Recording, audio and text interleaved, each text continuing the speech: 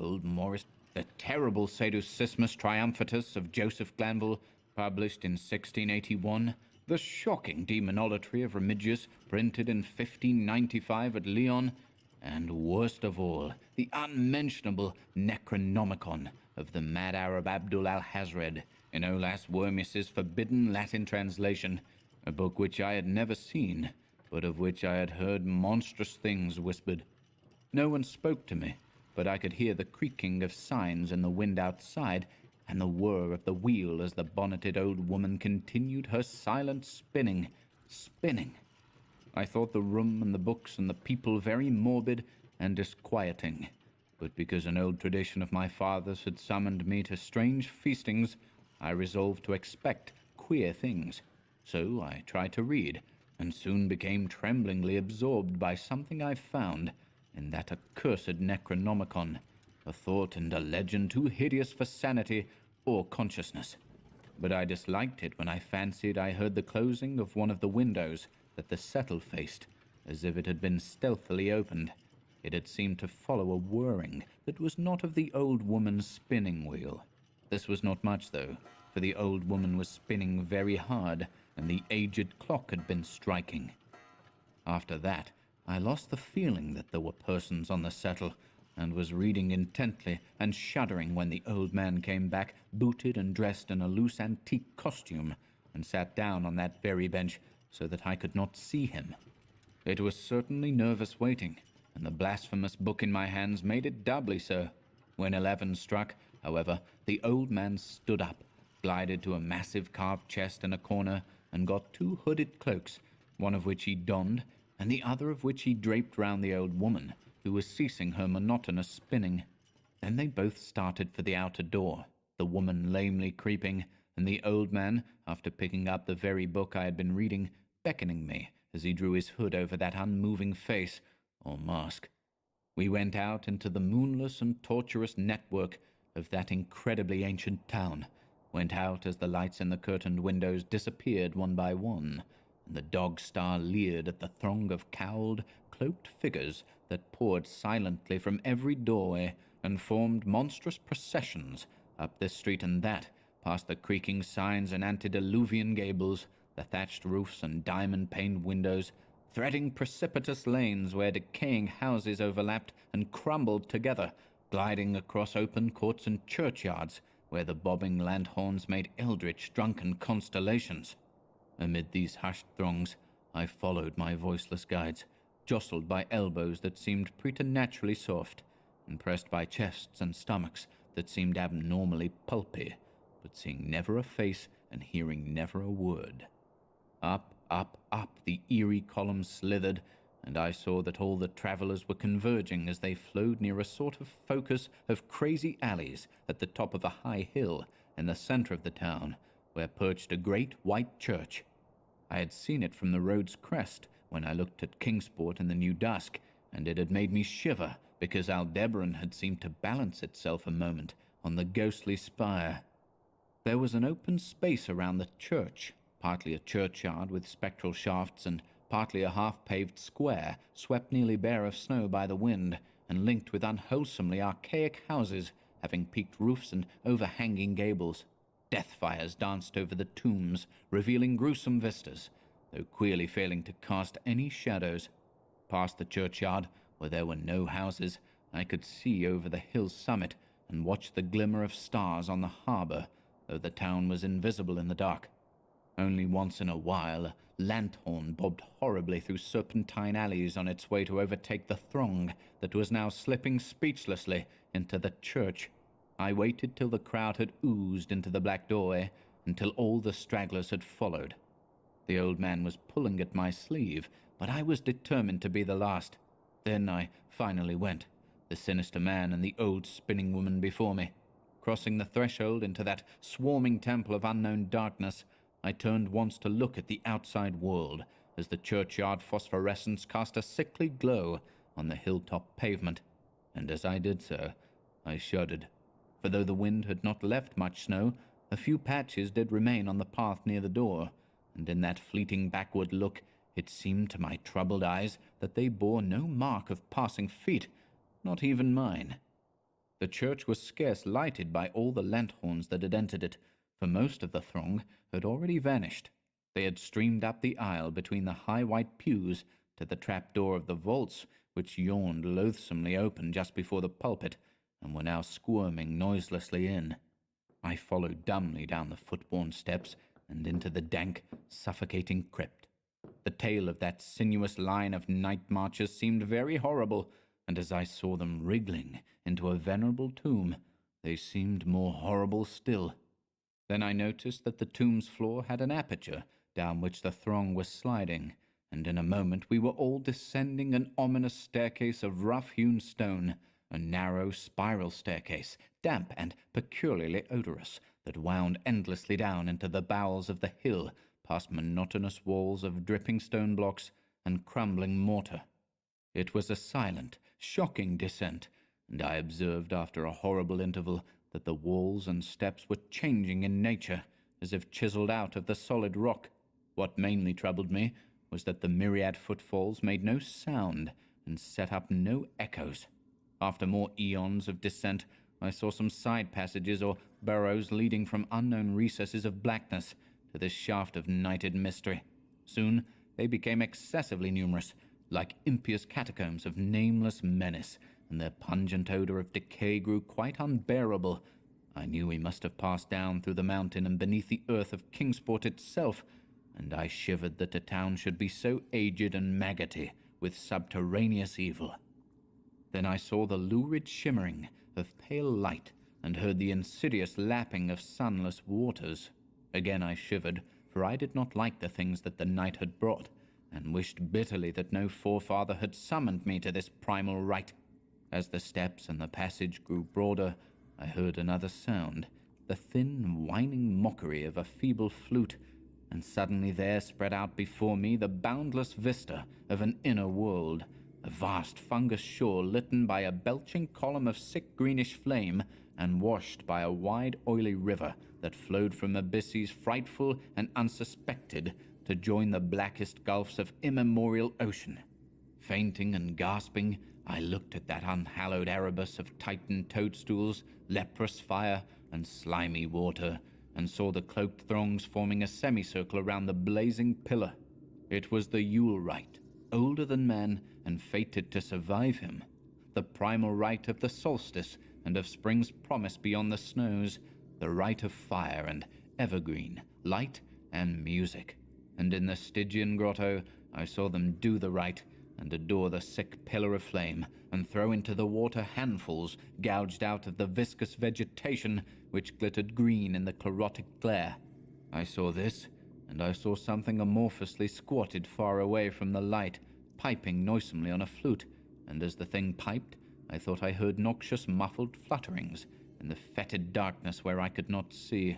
But what frightened me most was that flaming column, spouting volcanically from depths profound and inconceivable, casting no shadows as healthy flame should, and coating the nitrous stone above with a nasty, venomous verdigris.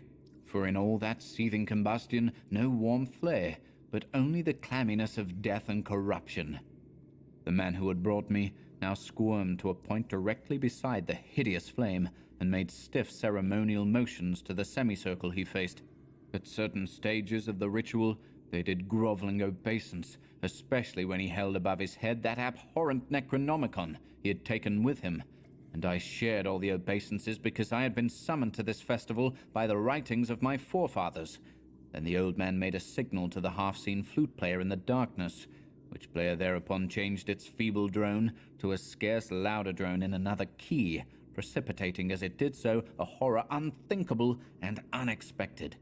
At this horror I sank nearly to the lichened earth, transfixed with a dread not of this nor any world, but only of the mad spaces between the stars. Out of the unimaginable blackness beyond the gangrenous glare of that cold flame, out of the Tartarian leagues through which that oily river rolled uncanny, unheard, and unsuspected, there flopped rhythmically a horde of tame, trained, hybrid winged things that no sound eye could ever wholly grasp, or sound brain ever wholly remember.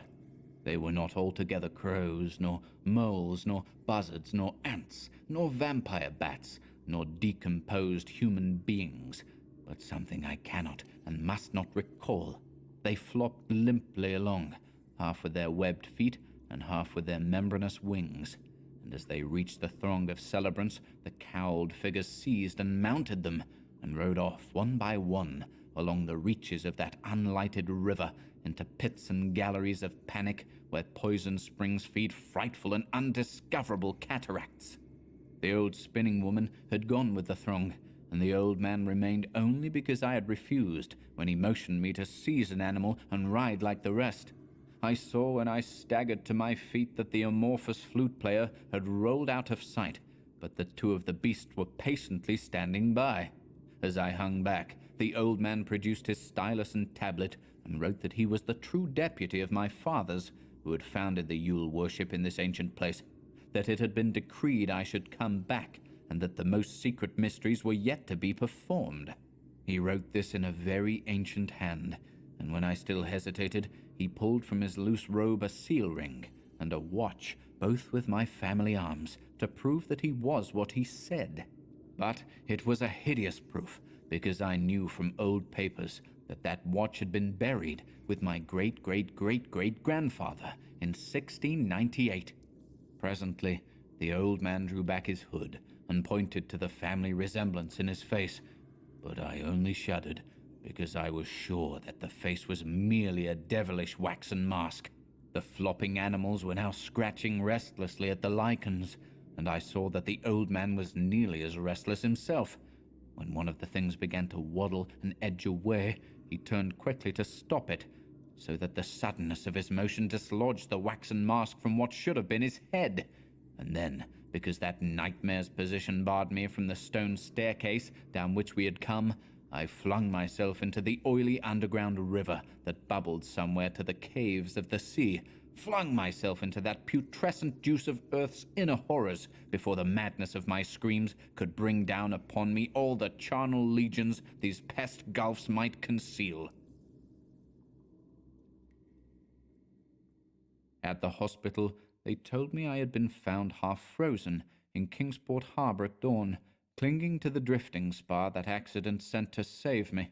They told me I had taken the wrong fork of the hill road the night before and fallen over the cliffs at Orange Point, a thing they deduced from prints found in the snow. There was nothing I could say, because everything was wrong. Everything was wrong, with the broad window shewing a sea of roofs in which only about 1 in 5 was ancient, and the sound of trolleys and motors in the streets below.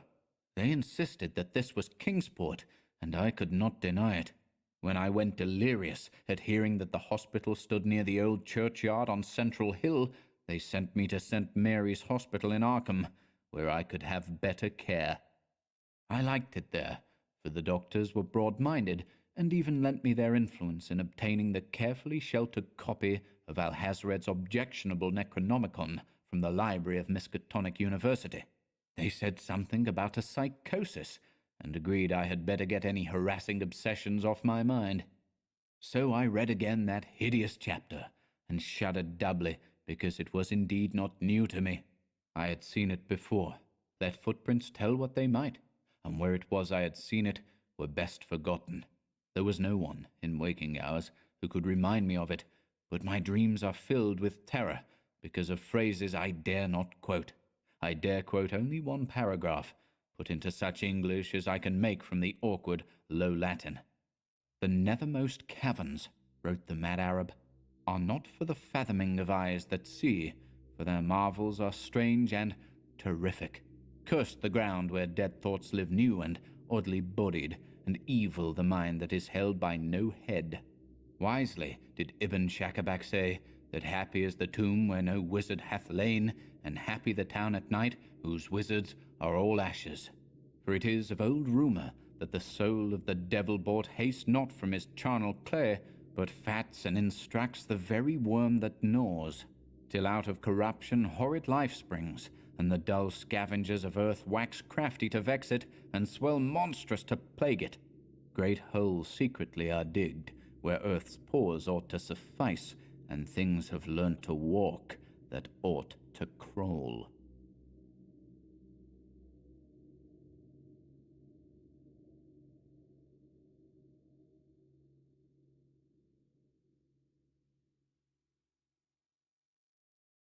The Call of Cthulhu.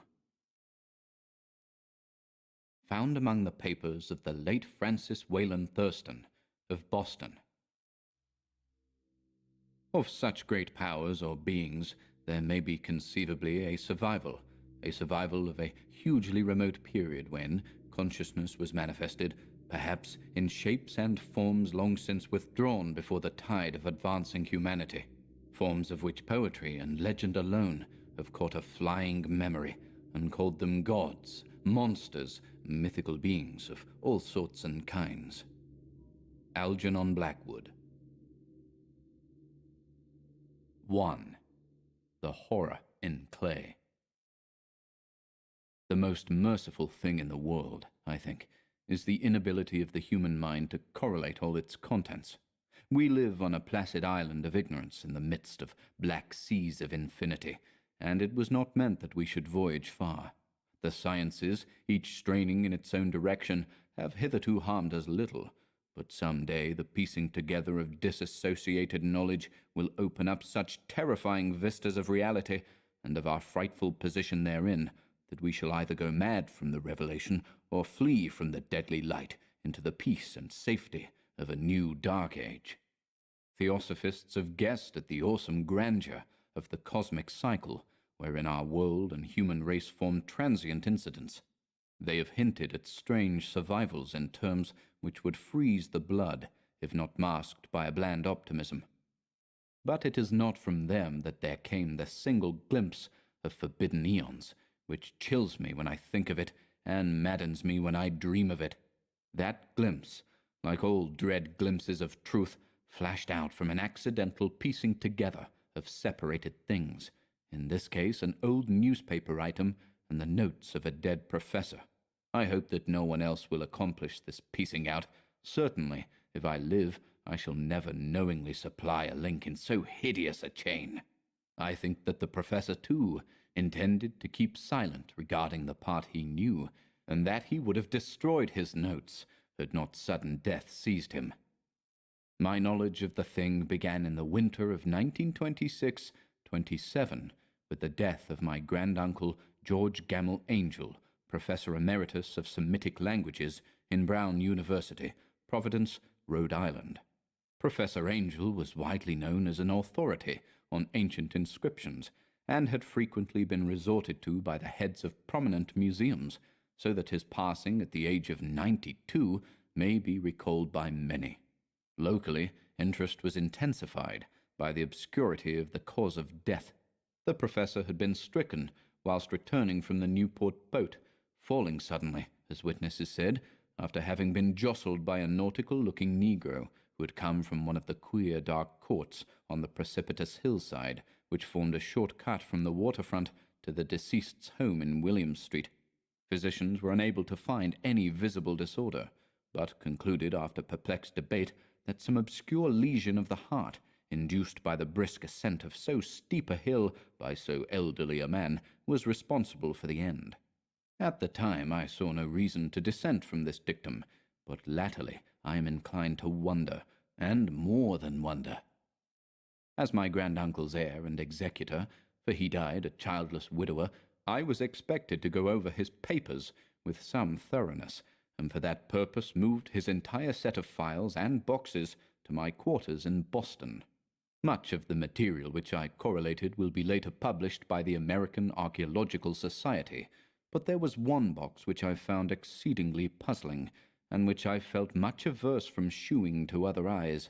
It had been locked, and I did not find the key till it occurred to me to examine the personal ring which the professor carried always in his pocket.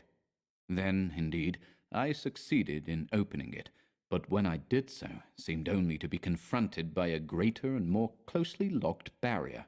For what could be the meaning of the queer clay bas-relief and the disjointed jottings, ramblings, and cuttings which I found? Had my uncle, in his latter years, become credulous of the most superficial impostures? I resolved to search out the eccentric sculptor responsible for this apparent disturbance of an old man's peace of mind. The bas-relief was a rough rectangle, less than an inch thick and about 5 by 6 inches in area, obviously of modern origin. Its designs, however, were far from modern in atmosphere and suggestion, for although the vagaries of Cubism and Futurism are many and wild, they do not often reproduce that cryptic regularity which lurks in prehistoric writing. And writing of some kind the bulk of these designs seemed certainly to be, though my memory, despite much familiarity with the papers and collections of my uncle, failed in any way to identify this particular species, or even to hint at its remotest affiliations. Above these apparent hieroglyphics was a figure of evidently pictorial intent, though its impressionistic execution forbade a very clear idea of its nature. It seemed to be a sort of monster, or symbol representing a monster, of a form which only a diseased fancy could conceive.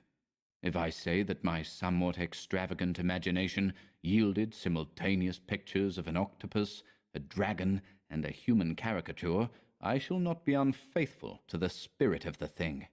A pulpy, tentacled head surmounted a grotesque and scaly body with rudimentary wings, but it was the general outline of the whole which made it most shockingly frightful. Behind the figure was a vague suggestion of a cyclopean architectural background. The writing accompanying this oddity was, aside from a stack of press cuttings, in Professor Angel's most recent hand, and made no pretense to literary style. What seemed to be the main document was headed Cthulhu Cult, in characters painstakingly printed to avoid the erroneous reading of a word so unheard of. The manuscript was divided into two sections, the first of which was headed 1925, Dream and Dreamwork of H.A. Wilcox, 7 Thomas Street, Providence, Rhode Island, and the second, Narrative of Inspector John R. LaGrasse, 121 Bienville Street, New Orleans, Louisiana, at 1908 AAS meeting, notes on same, and Professor Webb's account. The other manuscript papers were all brief notes, some of them accounts of the queer dreams of different persons, some of them citations from theosophical books and magazines, notably W. Scott Eliot's Atlantis and the Los Lemuria, and the rest comments on long-surviving secret societies and hidden cults, with references to passages in such mythological and anthropological source-books as Fraser's Golden Bough and Miss Murray's Witch Cult in Western Europe. The cuttings largely alluded to outre mental illnesses and outbreaks of group folly or mania in the spring of 1925. The first half of the principal manuscript told a very peculiar tale. It appears that on March 1st, 1925, a thin, dark young man of neurotic and excited aspect had called upon Professor Angel, bearing the singular clay bas-relief, which was then exceedingly damp and fresh. His card bore the name of Henry Anthony Wilcox, and my uncle had recognized him as the youngest son of an excellent family, slightly known to him, who had latterly been studying sculpture at the Rhode Island School of Design and living alone at the Fleur-de-Lis building near that institution. Wilcox was a precocious youth of known genius, but great eccentricity, and had from childhood excited attention through the strange stories and odd dreams he was in the habit of relating. He called himself psychically hypersensitive, but the staid folk of the ancient commercial city dismissed him as merely queer. Never mingling much with his kind, he had dropped gradually from social visibility, and was now known only to a small group of aesthetes from other towns. Even the Providence Art Club, anxious to preserve its conservatism, had found him quite hopeless. On the occasion of the visit, ran the professor's manuscript, the sculptor abruptly asked for the benefit of his host's archaeological knowledge in identifying the hieroglyphics on the bas-relief.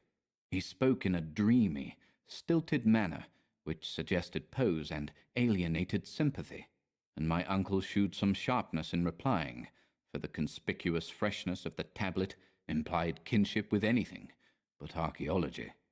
Young Wilcox's rejoinder, which impressed my uncle enough to make him recall and record it verbatim, was of a fantastically poetic cast, which must have typified his whole conversation, and which I have since found highly characteristic of him.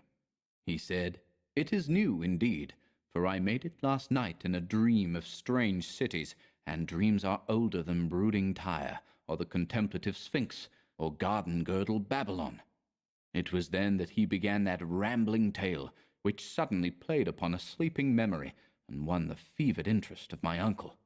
There had been a slight earthquake tremor the night before, the most considerable felt in New England for some years, and Wilcox's imagination had been keenly affected.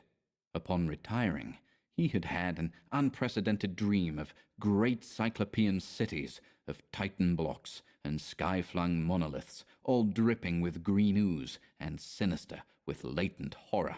Hieroglyphics had covered the walls and pillars, and from some undetermined point below had come a voice that was not a voice, a chaotic sensation which only fancy could transmute into sound, but which he attempted to render by the almost unpronounceable jumble of letters Cthulhu Fatagan. This verbal jumble was the key to the recollection which excited and disturbed Professor Angel. He questioned the sculptor with scientific minuteness, and studied with almost frantic intensity the bas-relief on which the youth had found himself working, chilled and clad only in his night-clothes, when waking had stolen bewilderingly over him. My uncle blamed his old age, Wilcox afterward said, for his slowness in recognizing both hieroglyphics and pictorial design. Many of his questions seemed highly out of place to his visitor, especially those which tried to connect the latter with strange cults or societies, and Wilcox could not understand the repeated promises of silence which he was offered in exchange for an admission of membership in some widespread mystical or paganly religious body. When Professor Angel became convinced that the sculptor was indeed ignorant of any cult or system of cryptic lore, he besieged his visitor with demands for future reports of dreams. This bore regular fruit, for after the first interview, the manuscript records daily calls of the young man, during which he related startling fragments of nocturnal imagery, whose burden was always some terrible cyclopean vista of dark and dripping stone, with a subterrene voice or intelligence shouting monotonously in enigmatical sense impacts, uninscribable save as gibberish. The two sounds most frequently repeated are those rendered by the letters Cthulhu and Rilye. On March 23rd, the manuscript continued, Wilcox failed to appear, and inquiries at his quarters revealed that he had been stricken with an obscure sort of fever and taken to the home of his family in Waterman Street. He had cried out in the night, arousing several other artists in the building, and had manifested since then only alternations of unconsciousness and delirium. My uncle at once telephoned the family, and from that time forward kept close watch of the case, calling often at the Thayer Street office of Dr. Toby, whom he learned to be in charge. The youth's febrile mind, apparently, was dwelling on strange things, and the doctor shuddered now and then as he spoke of them. They included not only a repetition of what he had formerly dreamed, but touched wildly on a gigantic thing miles high, which walked or lumbered about. He at no time fully described this object, but occasional frantic words, as repeated by Dr. Toby, convinced the professor that it must be identical with the nameless monstrosity he had sought to depict in his dream sculpture. Reference to this object, the doctor added, was invariably a prelude to the young man's subsidence into lethargy. His temperature, oddly enough, was not greatly above normal, but his whole condition was otherwise such as to suggest true fever rather than mental disorder. On April 2nd, at about 3 p.m., every trace of Wilcox's malady suddenly ceased. He sat upright in bed, astonished to find himself at home, and completely ignorant of what had happened, in dream or reality, since the night of March 22nd. Pronounced well by his physician, he returned to his quarters in 3 days, but to Professor Angel he was of no further assistance. All traces of strange dreaming had vanished with his recovery, and my uncle kept no record of his night thoughts after a week of pointless and irrelevant accounts of thoroughly usual visions. Here the first part of the manuscript ended, but references to certain of the scattered notes gave me much material for thought, so much, in fact, that only the ingrained skepticism then forming my philosophy can account for my continued distrust of the artist. The notes in question were those descriptive of the dreams of various persons covering the same period as that in which young Wilcox had had his strange visitations. My uncle, it seems, had quickly instituted a prodigiously far-flung body of inquiries amongst nearly all the friends whom he could question without impertinence, asking for nightly reports of their dreams and the dates of any notable visions for some time past. The reception of his request seems to have been varied, but he must, at the very least, have received more responses than any ordinary man could have handled without a secretary. This original correspondence was not preserved, but his notes formed a thorough and really significant digest. Average people in society and business, New England's traditional salt of the earth, gave an almost completely negative result, though scattered cases of uneasy but formless nocturnal impressions appear here and there, always between March 23rd and April 2nd, the period of young Wilcox's delirium.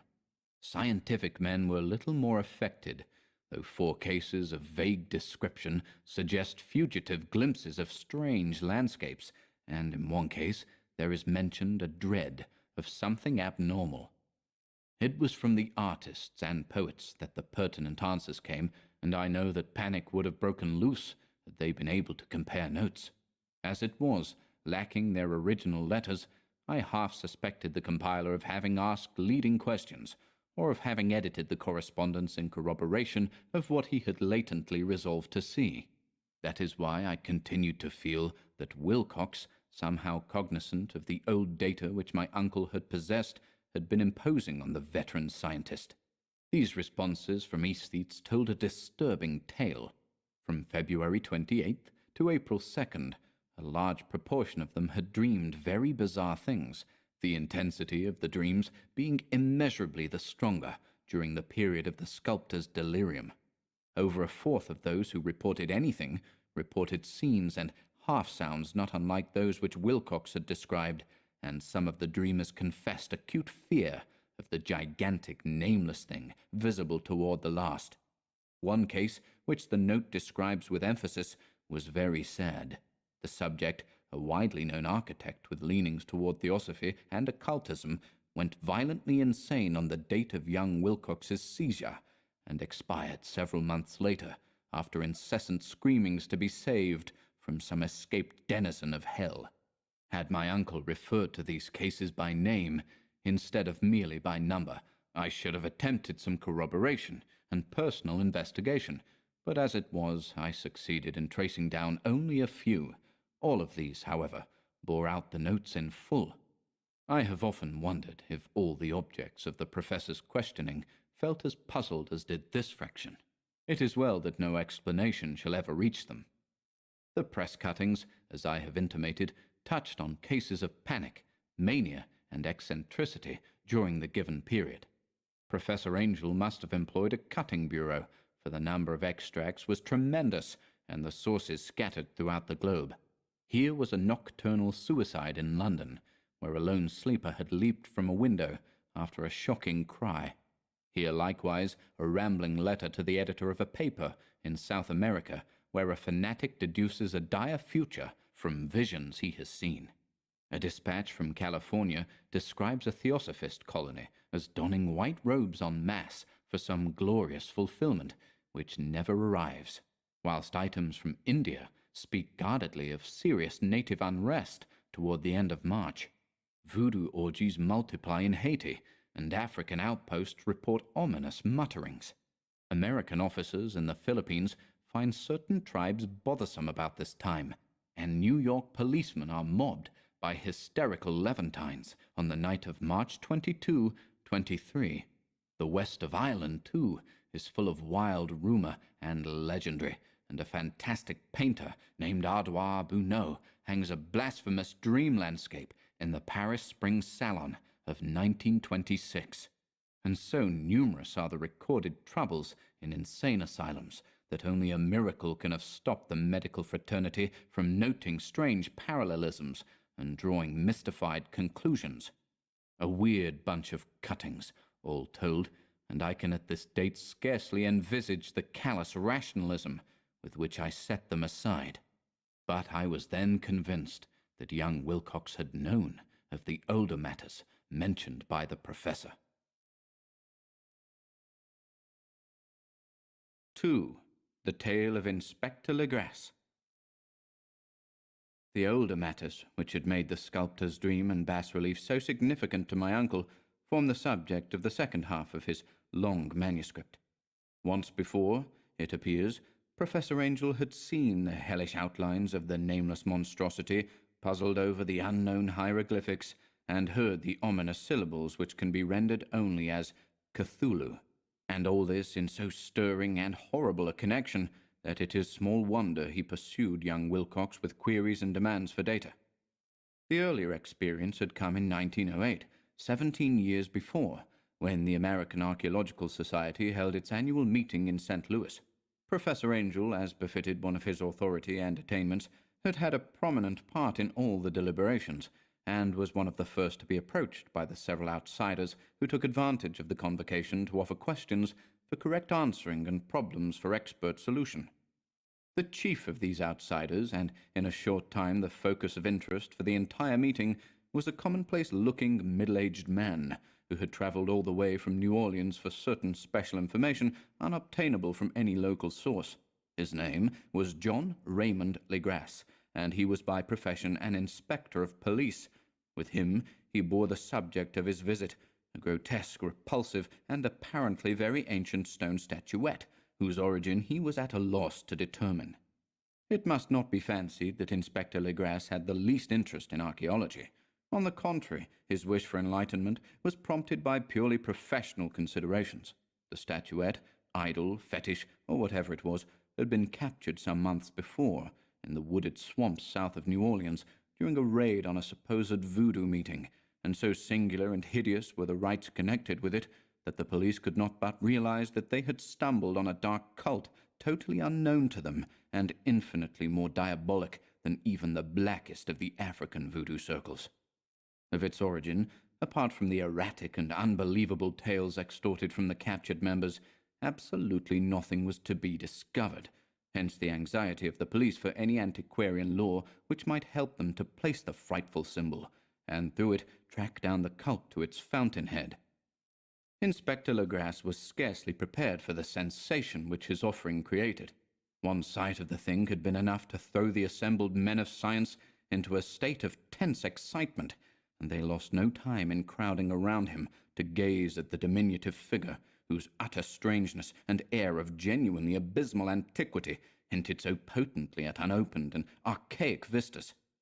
No recognized school of sculpture had animated this terrible object, yet centuries and even thousands of years seemed recorded in its dim and greenish surface of unplaceable stone. The figure, which was finally passed slowly from man to man for close and careful study, was between 7 and 8 inches in height, and of exquisitely artistic workmanship. It represented a monster of vaguely anthropoid outline, but with an octopus-like head whose face was a mass of feelers, a scaly, rubbery-looking body, prodigious claws on hind and forefeet, and long, narrow wings behind. This thing, which seemed instinct with a fearsome and unnatural malignancy, was of a somewhat bloated corpulence, and squatted evilly on a rectangular block or pedestal covered with undecipherable characters. The tips of the wings touched the back edge of the block, the seat occupied the center, whilst the long, curved claws of the doubled-up, crouching hind legs gripped the front edge and extended a quarter of the way down toward the bottom of the pedestal. The cephalopod head was bent forward, so that the ends of the facial feelers brushed the backs of huge forepaws, which clasped the croucher's elevated knees. The aspect of the whole was abnormally lifelike, and the more subtly fearful because its source was so totally unknown. Its vast, awesome, and incalculable age was unmistakable, yet not one link did it shew with any known type of art belonging to civilization's youth, or indeed to any other time. Totally separate and apart, its very material was a mystery, for the soapy, greenish-black stone with its golden or iridescent flecks and striations resembled nothing familiar to geology or mineralogy. The characters along the base were equally baffling, and no member present, despite a representation of half the world's expert learning in this field, could form the least notion of even their remotest linguistic kinship. They, like the subject and material, belong to something horribly remote and distinct from mankind as we know it, something frightfully suggestive of old and unhallowed cycles of life, in which our world and our conceptions have no part. And yet, as the members severally shook their heads and confessed defeat at the inspector's problem, there was one man in that gathering who suspected a touch of bizarre familiarity in the monstrous shape and writing, and who presently told with some difference of the odd trifle he knew. This person was the late William Channing Webb, professor of anthropology in Princeton University, and an explorer of no slight note. Professor Webb had been engaged 48 years before in a tour of Greenland and Iceland in search of some runic inscriptions which he failed to unearth, and whilst high up on the West Greenland coast had encountered a singular tribe or cult of degenerate Eskimo, whose religion, a curious form of devil worship, chilled him with its deliberate bloodthirstiness and repulsiveness. It was a faith of which other Eskimo knew little, and which they mentioned only with shudders, saying that it had come down from horribly ancient eons, before ever the world was made. Besides nameless rites and human sacrifices, there were certain queer hereditary rituals addressed to a supreme elder devil, or Tornasock, and of this Professor Webb had taken a careful phonetic copy from an aged Angakok, or wizard priest, expressing the sounds in Roman letters as best he knew how. But just now of prime significance was the fetish which this cult had cherished, and around which they danced when the aurora leaped high over the ice cliffs. It was, the professor stated, a very crude bas-relief of stone, comprising a hideous picture and some cryptic writing, and so far as he could tell, it was a rough parallel in all essential features of the bestial thing now lying before the meeting. This data, received with suspense and astonishment by the assembled members, proved doubly exciting to Inspector Legrasse, and he began at once to ply his informant with questions. Having noted and copied an oral ritual among the swamp cult worshippers his men had arrested, he besought the professor to remember as best he might the syllables taken down amongst the diabolist Eskimo. There then followed an exhaustive comparison of details, and a moment of really awed silence, when both detective and scientist agreed on the virtual identity of the phrase common to two hellish rituals so many worlds of distance apart. What, in substance, both the Eskimo wizards and the Louisiana swamp priests had chanted to their kindred idols was something very like this, the word divisions being guessed at from traditional breaks in the phrase as chanted aloud: Fanglui Maglo Naf, Cthulhu Rilye Wagar Nagel Fatagan. Legrasse had 1 point in advance of Professor Webb, for several among his mongrel prisoners had repeated to him what older celebrants had told them the words meant. This text, as given, ran something like this: In his house at Rilye, dead Cthulhu waits, dreaming. And now, in response to a general and urgent demand, Inspector Legrasse related as fully as possible his experience with the swamp worshippers, telling a story to which I could see my uncle attached profound significance.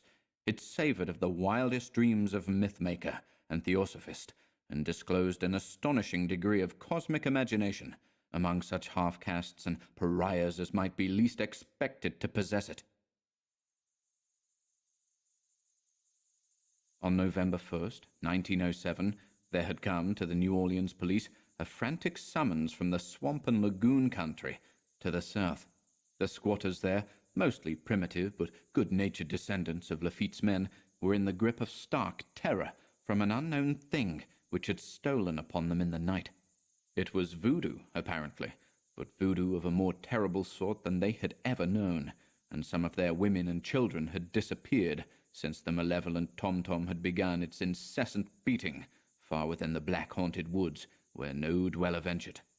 There were insane shouts and harrowing screams, soul-chilling chants and dancing devil flames, and, the frightened messenger added, the people could stand it no more.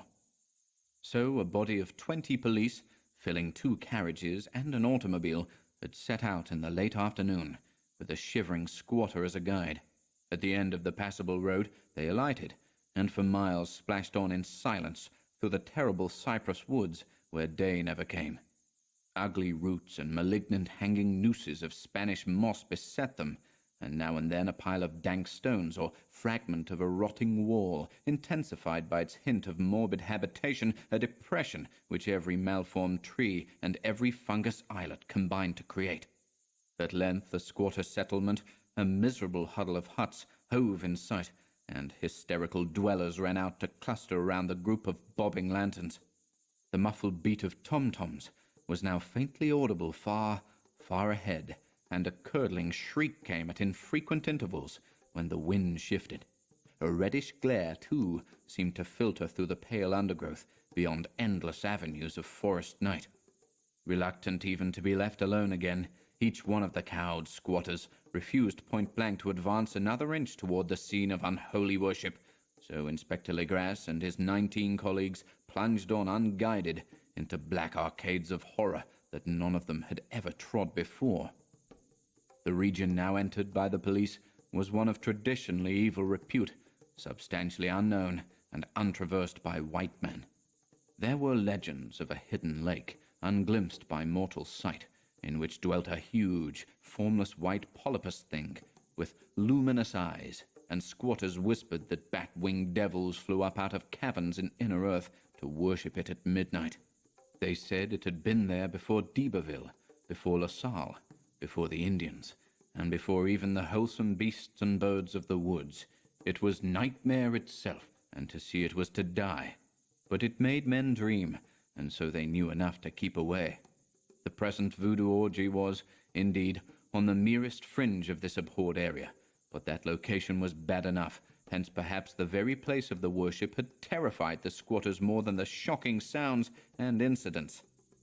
Only poetry or madness could do justice to the noises heard by Legras's men as they ploughed on through the black morass toward the red glare and muffled tom-toms.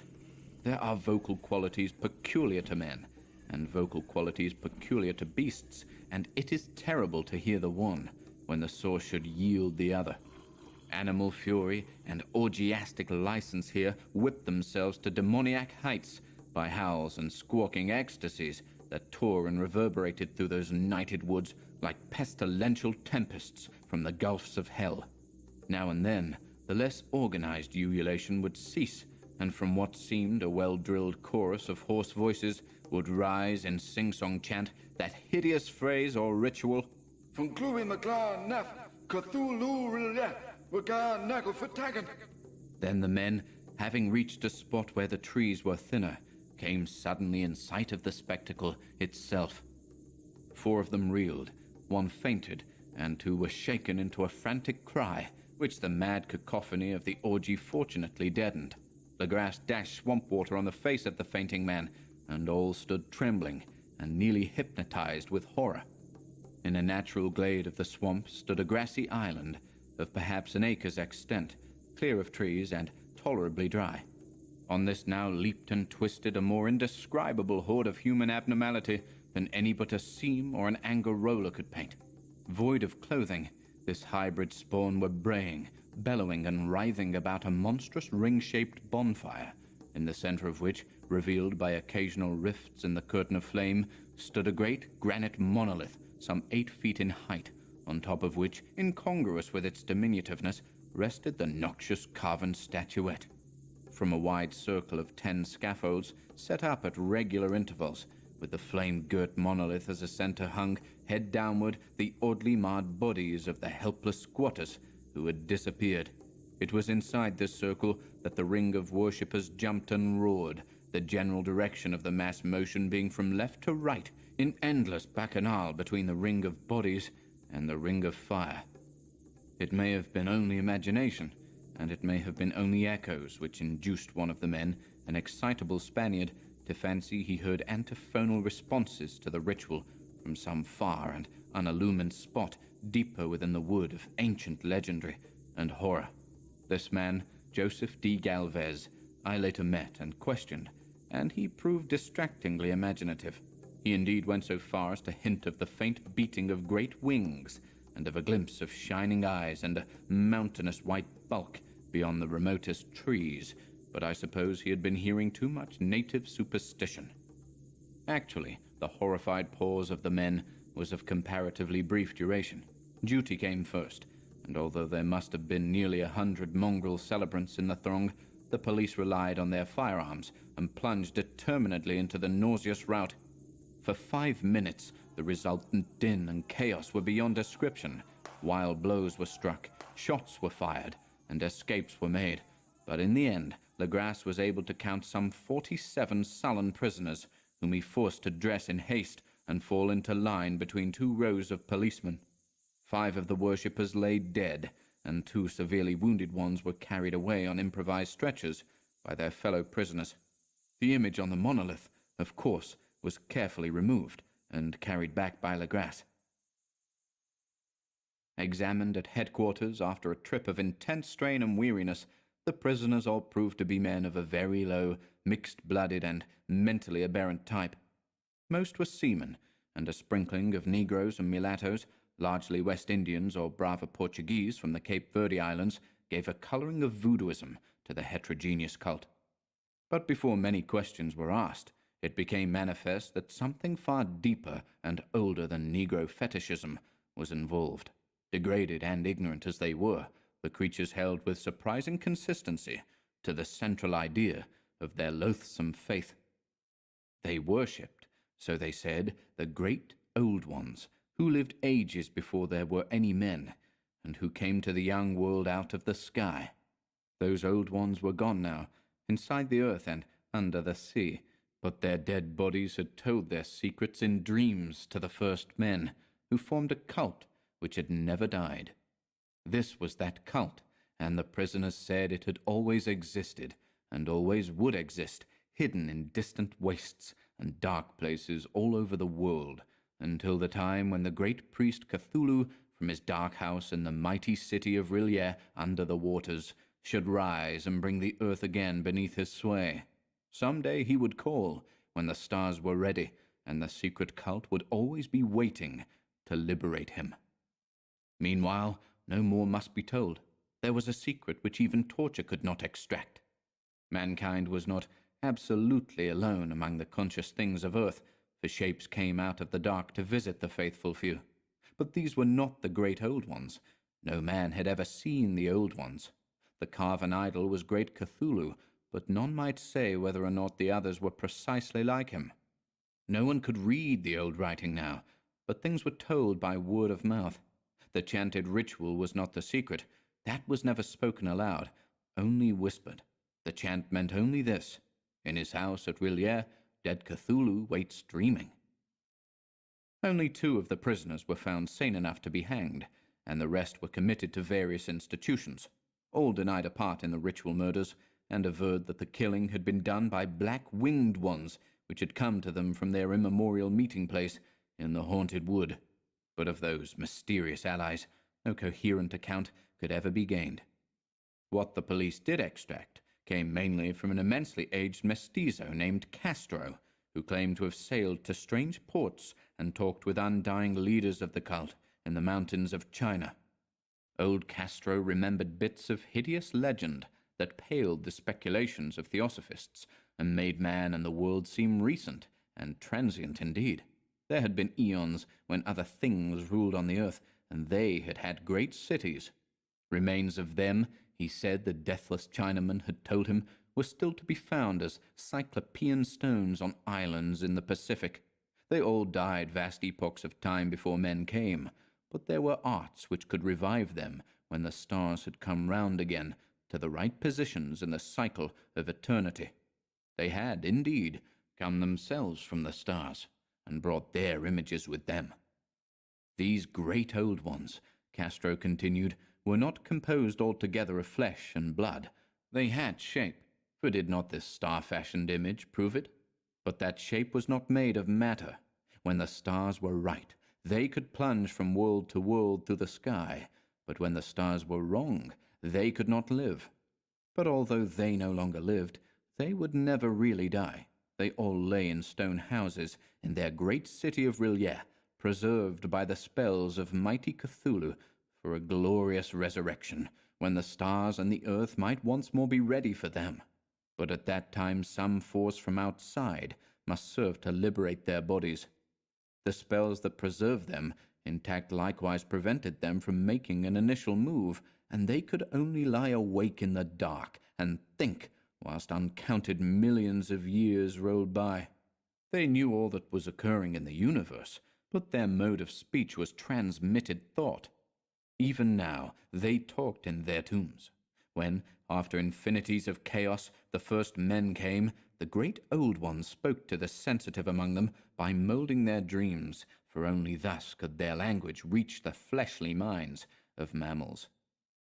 Then, whispered Castro, those first men formed the cult around small idols, which the great ones shewed them, idols brought in dim errors from dark stars. That cult would never die till the stars came right again, and the secret priests would take great Cthulhu from his tomb to revive his subjects and resume his rule of earth. The time would be easy to know, for then mankind would have become as the great old ones, free and wild and beyond good and evil, with laws and morals thrown aside, and all men shouting and killing and revelling in joy. Then the liberated old ones would teach them new ways to shout and kill and revel and enjoy themselves, and all the earth would flame with a holocaust of ecstasy and freedom. Meanwhile the cult, by appropriate rites, must keep alive the memory of those ancient ways, and shadow forth the prophecy of their return. In the elder time, chosen men had talked with the entombed old ones in dreams, but then something had happened. The great stone city Rillier, with its monoliths and sepulchres, had sunk beneath the waves, and the deep waters, full of the one primal mystery through which not even thought can pass, had cut off the spectral intercourse. But memory never died, and high priests said that the city would rise again when the stars were right. Then came out of the earth the black spirits of earth, mouldy and shadowy and full of dim rumours, picked up in caverns beneath forgotten sea bottoms. But of them old Castro dared not speak much. He cut himself off hurriedly, and no amount of persuasion or subtlety could elicit more in this direction. The size of the old ones, too, he curiously declined to mention. Of the cult, he said that he thought the centre lay amid the pathless deserts of Arabia, where Iram, the city of pillars, dreams hidden and untouched. It was not allied to the European witch cult, and was virtually unknown beyond its members. No book had ever really hinted of it, though the deathless Chinaman said that there were double meanings in the Necronomicon of the mad Arab Abdul al-Hazred, which the initiated might read as they chose, especially the much-discussed couplet, "That is not dead which can eternal lie, and with strange aeons even death may die." Legras, deeply impressed and not a little bewildered, had inquired in vain concerning the historic affiliations of the cult. Castro, apparently, had told the truth when he said that it was wholly secret. The authorities at Tulane University could shed no light upon either cult or image, and now the detective had come to the highest authorities in the country, and met with no more than the Greenland tale of Professor Webb. The feverish interest aroused at the meeting by Legras's tale, corroborated as it was by the statuette, is echoed in the subsequent correspondence of those who attended, although scant mention occurs in the formal publications of the Society. Caution is the first care of those accustomed to face occasional charlatanry and imposture. Legras for some time lent the image to Professor Webb, but at the latter's death it was returned to him, and remains in his possession, where I viewed it not long ago. It is truly a terrible thing, and unmistakably akin to the dream sculpture of young Wilcox. That my uncle was excited by the tale of the sculptor, I did not wonder, for what thoughts must arise upon hearing, after a knowledge of what Legras had learned of the cult, of a sensitive young man who had dreamed not only the figure and exact hieroglyphics of the swamp-found image and the Greenland devil tablet, but had come in his dreams upon at least 3 of the precise words of the formula, uttered alike by Eskimo diabolists and mongrel Louisianans. Professor Angel's instant start on an investigation of the utmost thoroughness was eminently natural, though privately I suspected young Wilcox of having heard of the cult in some indirect way, and of having invented a series of dreams to heighten and continue the mystery at my uncle's expense. The dream narratives and cuttings collected by the professor were, of course, strong corroboration, but the rationalism of my mind and the extravagance of the whole subject led me to adopt what I thought the most sensible conclusions. So, after thoroughly studying the manuscript again, and correlating the theosophical and anthropological notes with the cult narrative of Legrasse, I made a trip to Providence to see the sculptor, and give him the rebuke I thought proper for so boldly imposing upon a learned and aged man. Wilcox still lived alone in the Fleur-de-Lis building in Thomas Street, a hideous Victorian imitation of 17th-century Breton architecture, which flaunts its stuccoed front amidst the lovely colonial houses on the ancient hill, and under the very shadow of the finest Georgian steeple in America. I found him at work in his rooms, and at once conceded from the specimens scattered about that his genius is indeed profound and authentic. He will, I believe, sometime be heard from as one of the great decadents, for he has crystallized in clay and will one day mirror in marble those nightmares and fantasies which Arthur Machen evokes in prose and Clark Ashton Smith makes visible in verse and in painting. Dark, frail, and somewhat unkempt in aspect, he turned languidly at my knock and asked me my business without rising. When I told him who I was, he displayed some interest, for my uncle had excited his curiosity in probing his strange dreams, yet had never explained the reason for the study. I did not enlarge his knowledge in this regard, but sought with some subtlety to draw him out. In a short time I became convinced of his absolute sincerity, for he spoke of the dreams in a manner none could mistake. They, and their subconscious residuum, had influenced his art profoundly, and he shewed me a morbid statue whose contours almost made me shake with the potency of its black suggestion. He could not recall having seen the original of this thing, except in his own dream bas-relief, but the outlines had formed themselves insensibly under his hands. It was, no doubt, the giant shape he had raved of in delirium. That he really knew nothing of the hidden cult, save from what my uncle's relentless catechism had let fall, he soon made clear, and again I strove to think of some way in which he could possibly have received the weird impressions.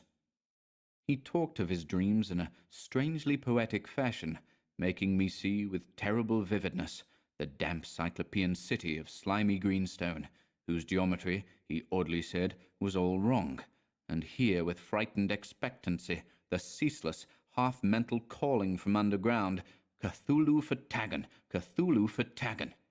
These words had formed part of that dread ritual which told of dead Cthulhu's dream vigil in his stone vault at R'lyeh, and I felt deeply moved despite my rational beliefs. Wilcox, I was sure, had heard of the cult in some casual way, and had soon forgotten it amidst the mass of his equally weird reading and imagining.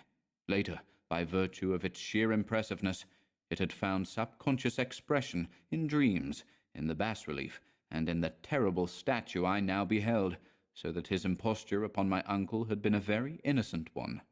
The youth was of a type at once slightly affected and slightly ill-mannered, which I could never like, but I was willing enough now to admit both his genius and his honesty.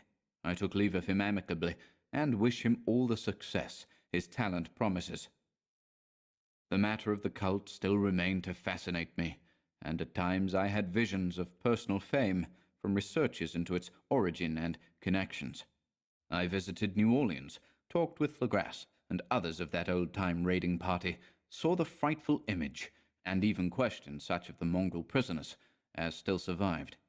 Old Castro, unfortunately, had been dead for some years. What I now heard so graphically at first hand, though it was really no more than a detailed confirmation of what my uncle had written, excited me afresh, for I felt sure that I was on the track of a very real, very secret, and very ancient religion, whose discovery would make me an anthropologist of note. My attitude was still one of absolute materialism, as I wish it still were, and I discounted with almost inexplicable perversity the coincidence of the dream notes and odd cuttings collected by Professor Angel. One thing I began to suspect, and which I now fear I know, is that my uncle's death was far from natural. He fell on a narrow hill street leading up from an ancient waterfront, swarming with foreign mongrels, after a careless push from a Negro sailor. I did not forget the mixed blood and marine pursuits of the cult members in Louisiana, and would not be surprised to learn of secret methods and poison needles as ruthless and as anciently known as the cryptic rites and beliefs. Legrasse and his men, it is true, have been let alone. But in Norway, a certain seaman who saw things is dead. Might not the deeper inquiries of my uncle after encountering the sculptor's data have come to sinister ears? I think Professor Angel died because he knew too much, or because he was likely to learn too much. Whether I shall go as he did remains to be seen, for I have learned much now. 3. The Madness from the Sea. If heaven ever wishes to grant me a boon, it will be a total effacing of the results of a mere chance which fixed my eye on a certain stray piece of shelf paper. It was nothing on which I would naturally have stumbled in the course of my daily round, for it was an old number of an Australian journal, the Sydney Bulletin, for April 18th, 1925. It had escaped even the Cutting Bureau, which had, at the time of its issuance, been avidly collecting material for my uncle's research. I had largely given over my inquiries into what Professor Angel called the Cthulhu cult, and was visiting a learned friend in Paterson, New Jersey, the curator of a local museum and a mineralogist of note. Examining one day the reserve specimens roughly set on the storage shelves in a rear room of the museum, my eye was caught by an odd picture in one of the old papers spread beneath the stones. It was the Sydney Bulletin I have mentioned, for my friend has wide affiliations in all conceivable foreign parts, and the picture was a half-tone cut of a hideous stone image almost identical with that which Legrasse had found in the swamp.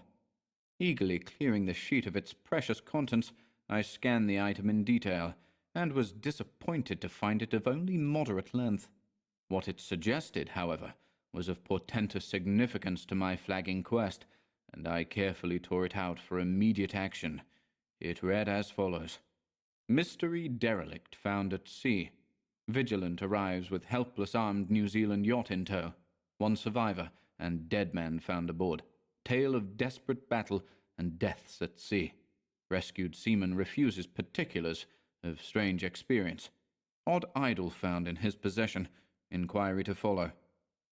The Morrison Company's freighter, Vigilant, bound from Valparaiso, arrived this morning at its wharf in Darling Harbour, having in tow the battered and disabled but heavily armed steam yacht Alert of Dunedin, New Zealand, which was sighted April 12th in south latitude 34 degrees by 21 minutes, west longitude 152 degrees by 17 minutes, with one living and one dead man aboard. The Vigilant left Valparaiso March 25th, and on April 2nd was driven considerably south of her course by exceptionally heavy storms and monster waves. On April 12th, the derelict was sighted, and though apparently deserted, was found upon boarding to contain one survivor, in a half-delirious condition, and one man who had evidently been dead for more than a week. The living man was clutching a horrible stone idol of unknown origin, about a foot in height, regarding whose nature authorities at Sydney University, the Royal Society, and the museum in College Street all profess complete bafflement, and which the survivor says he found in the cabin of the yacht in a small carved shrine of common pattern. This man, after recovering his senses, told an exceedingly strange story of piracy and slaughter. He is Gustaf Johansen, a Norwegian of some intelligence, and had been second mate of the two-masted schooner Emma of Auckland, which sailed for Callao February 20th with a complement of 11 men. The Emma, he says, was delayed and thrown widely south of her course by the great storm of March 1st, and on March 22nd, in south latitude 49 degrees by 51 minutes, west longitude 128 degrees by 34 minutes, encountered the Alert, manned by a queer and evil-looking crew of Kanakas and half-castes. Being ordered peremptorily to turn back, Captain Collins refused, whereupon the strange crew began to fire savagely and without warning upon the schooner with a peculiarly heavy battery of brass cannon, forming part of the yacht's equipment.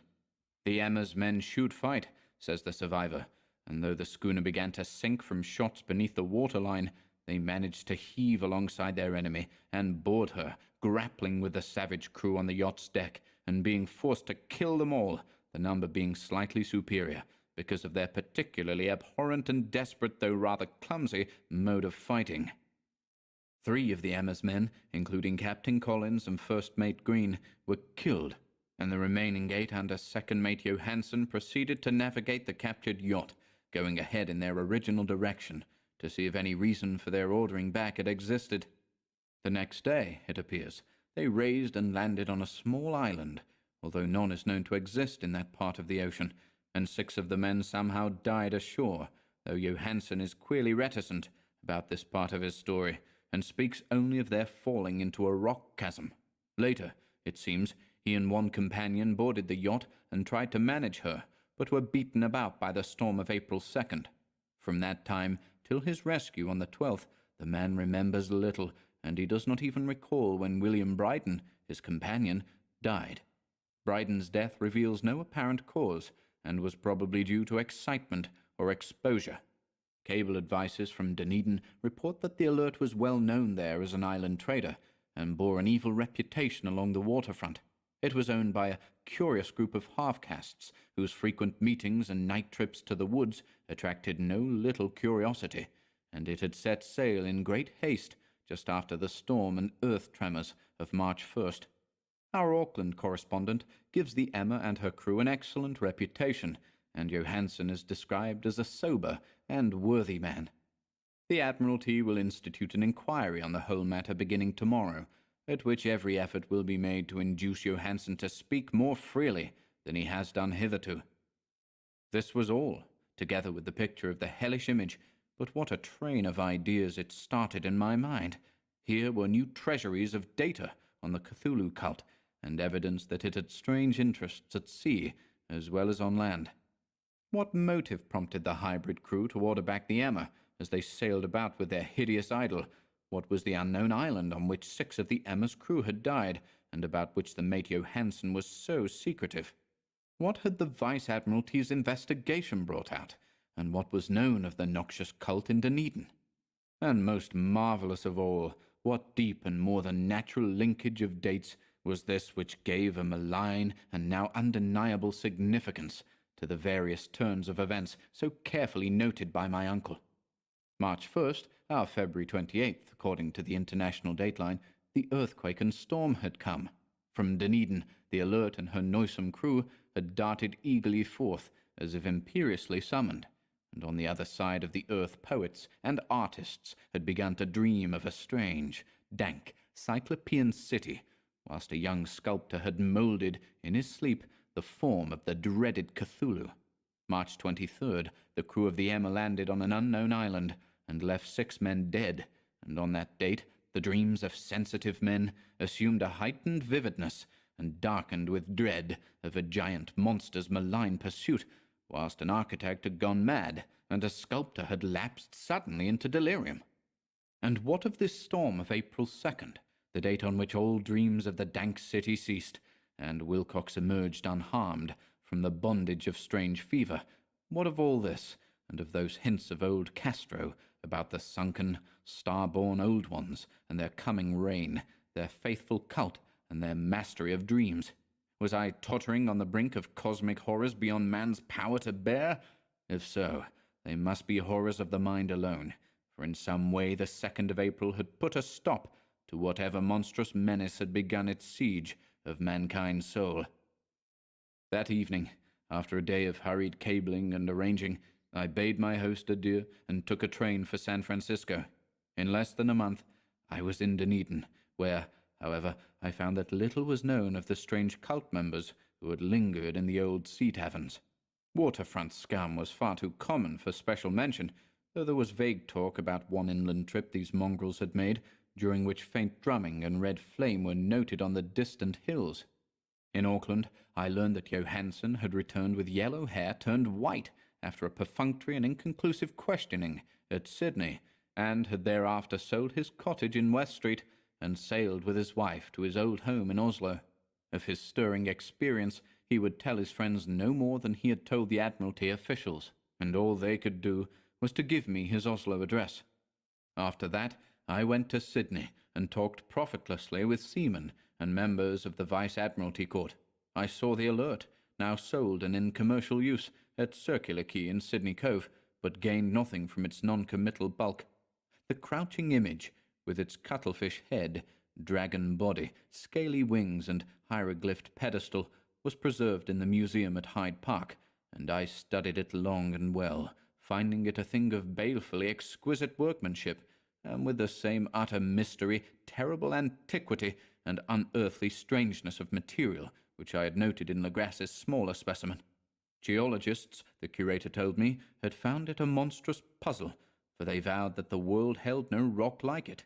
Then I thought with a shudder of what old Castro had told Legras about the primal great ones. They had come from the stars, and had brought their images with them. Shaken with such a mental revolution as I had never before known, I now resolved to visit Mate Johansen in Oslo.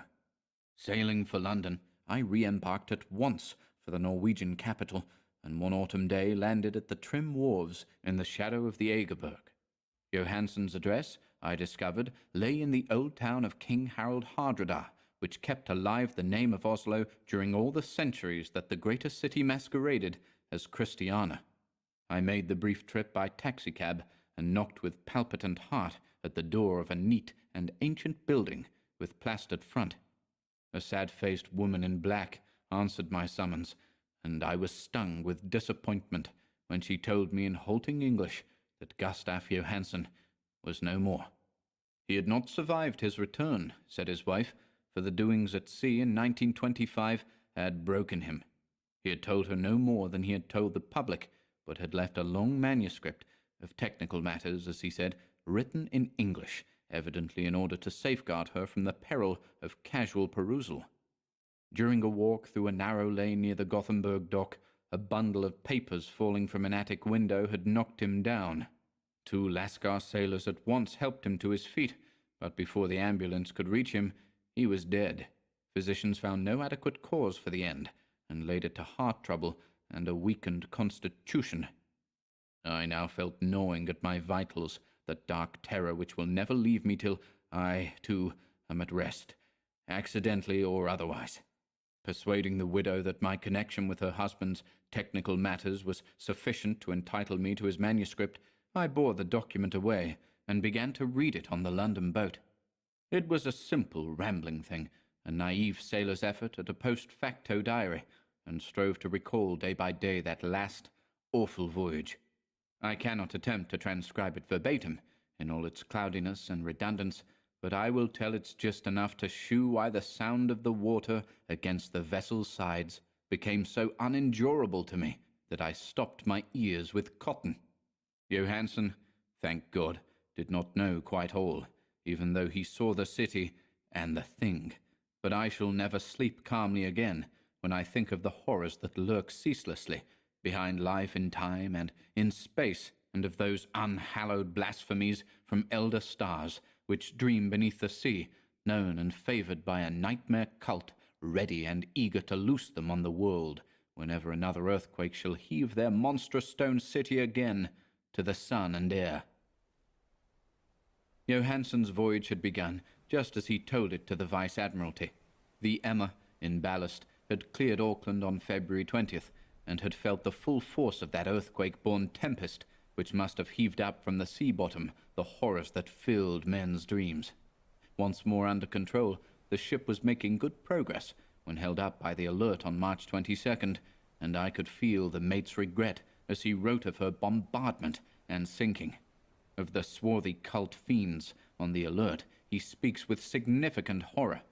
There was some peculiarly abominable quality about them, which made their destruction seem almost a duty, and Johansen shews ingenuous wonder at the charge of ruthlessness brought against his party during the proceedings of the Court of Inquiry.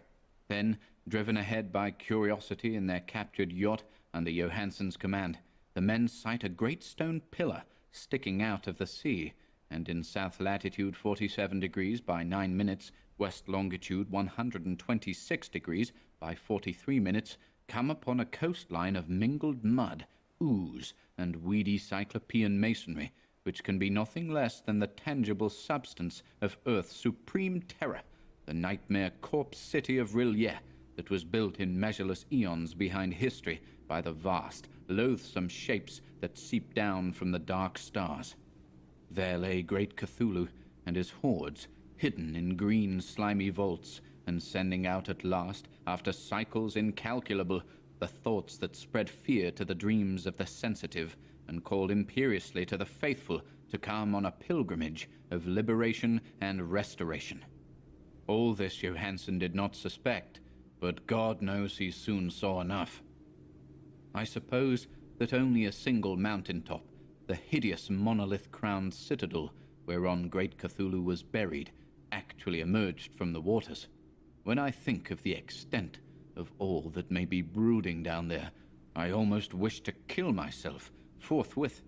Johansen and his men were awed by the cosmic majesty of this dripping Babylon of elder demons, and must have guessed without guidance that it was nothing of this or of any sane planet, or at the unbelievable size of the greenish stone blocks, at the dizzying height of the great carven monolith, and at the stupefying identity of the colossal statues and bas-reliefs, with the queer image found in the shrine on the alert, is poignantly visible in every line of the mate's frightened description. Without knowing what futurism is like, Johansen achieved something very close to it when he spoke of the city. For instead of describing any definite structure or building, he dwells only on broad impressions of vast angles and stone surfaces, surfaces too great to belong to anything right or proper for this earth, and impious with horrible images and hieroglyphs. I mention his talk about angles because it suggests something Wilcox had told me of his awful dreams. He had said that the geometry of the dream plays he saw was abnormal, non-Euclidean, and loathsomely redolent of spheres and dimensions, apart from ours.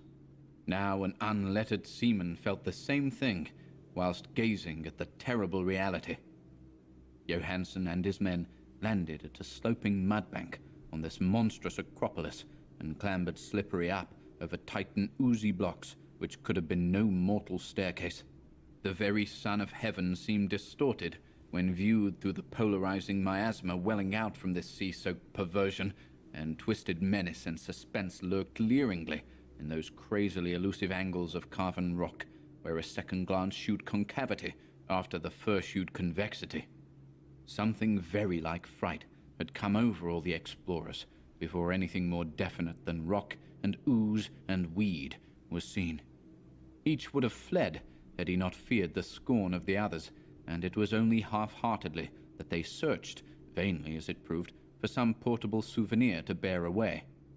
It was Rodriguez, the Portuguese, who climbed up the foot of the monolith and shouted of what he had found. The rest followed him and looked curiously at the immense carved door with the now familiar squid dragon bas-relief.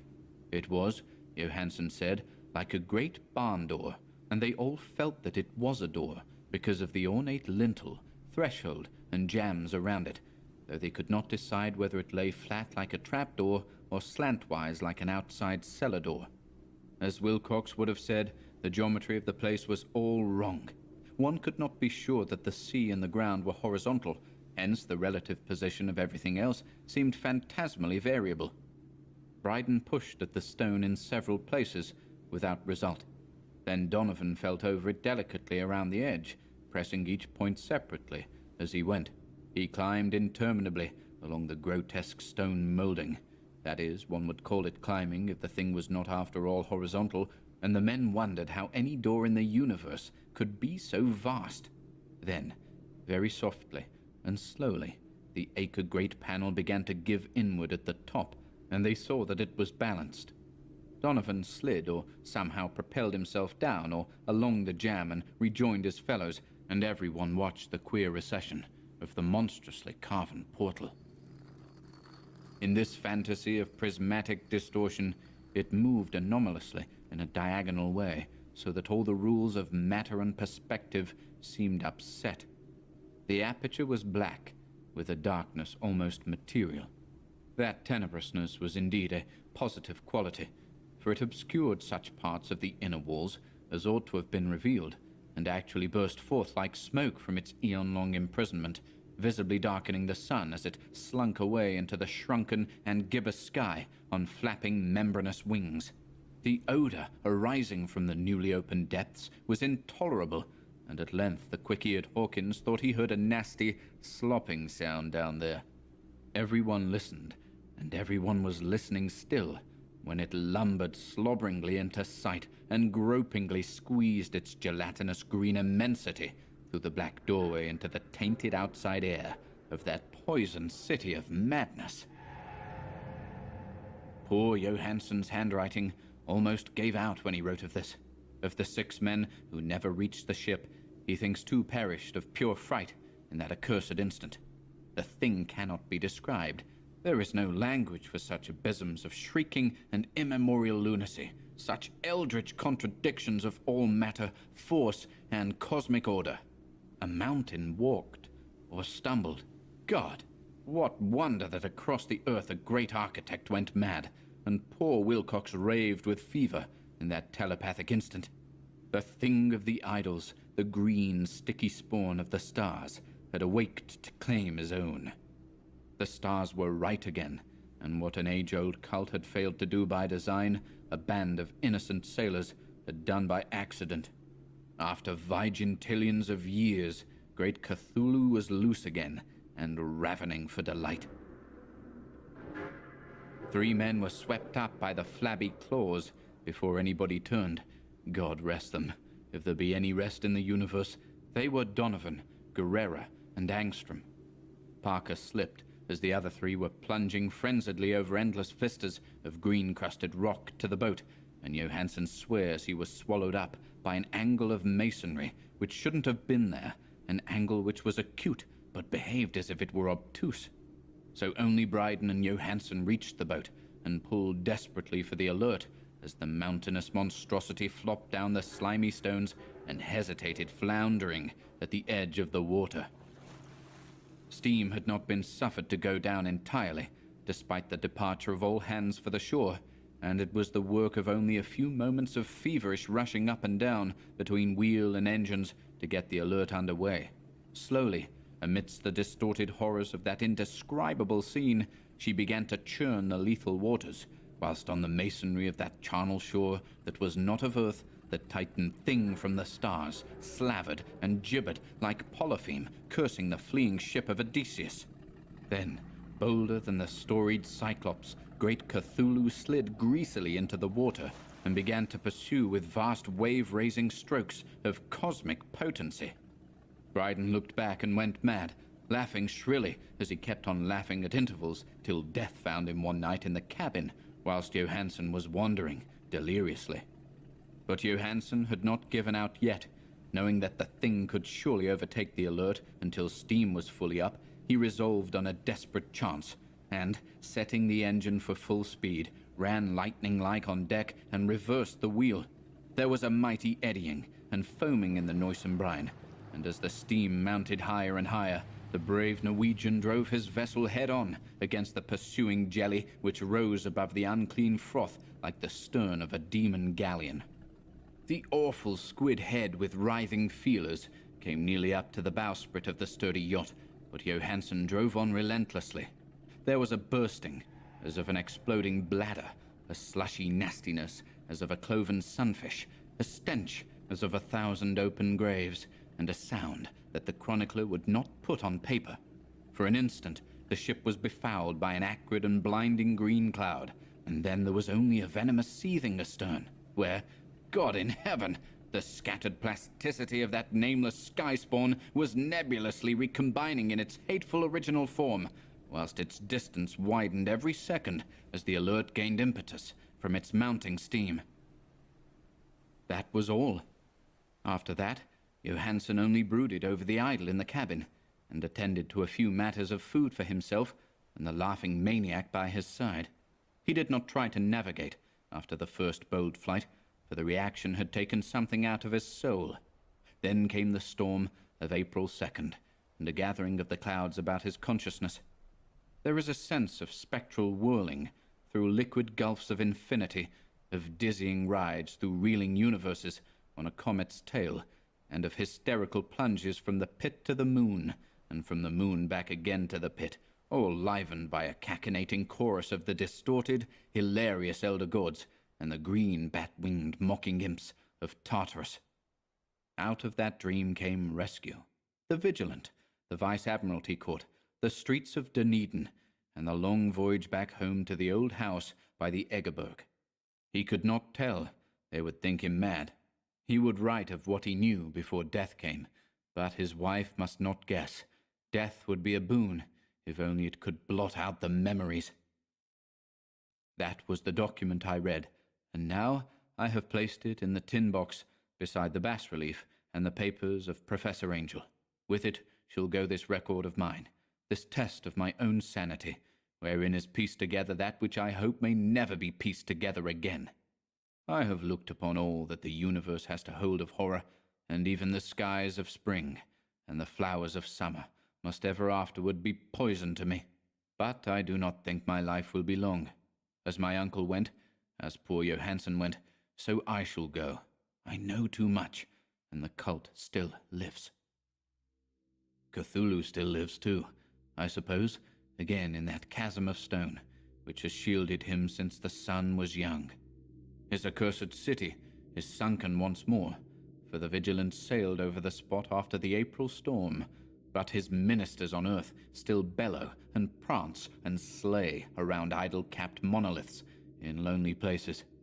He must have been trapped by the sinking, whilst within his black abyss, or else the world would by now be screaming with fright and frenzy. Who knows the end? What has risen may sink, and what has sunk may rise. Loathsomeness waits, and dreams in the deep, and decay spreads over the tottering cities of men. A time will come, but I must not and cannot think. Let me pray that, if I do not survive this manuscript, my executors may put caution before audacity, and see that it meets no other eye.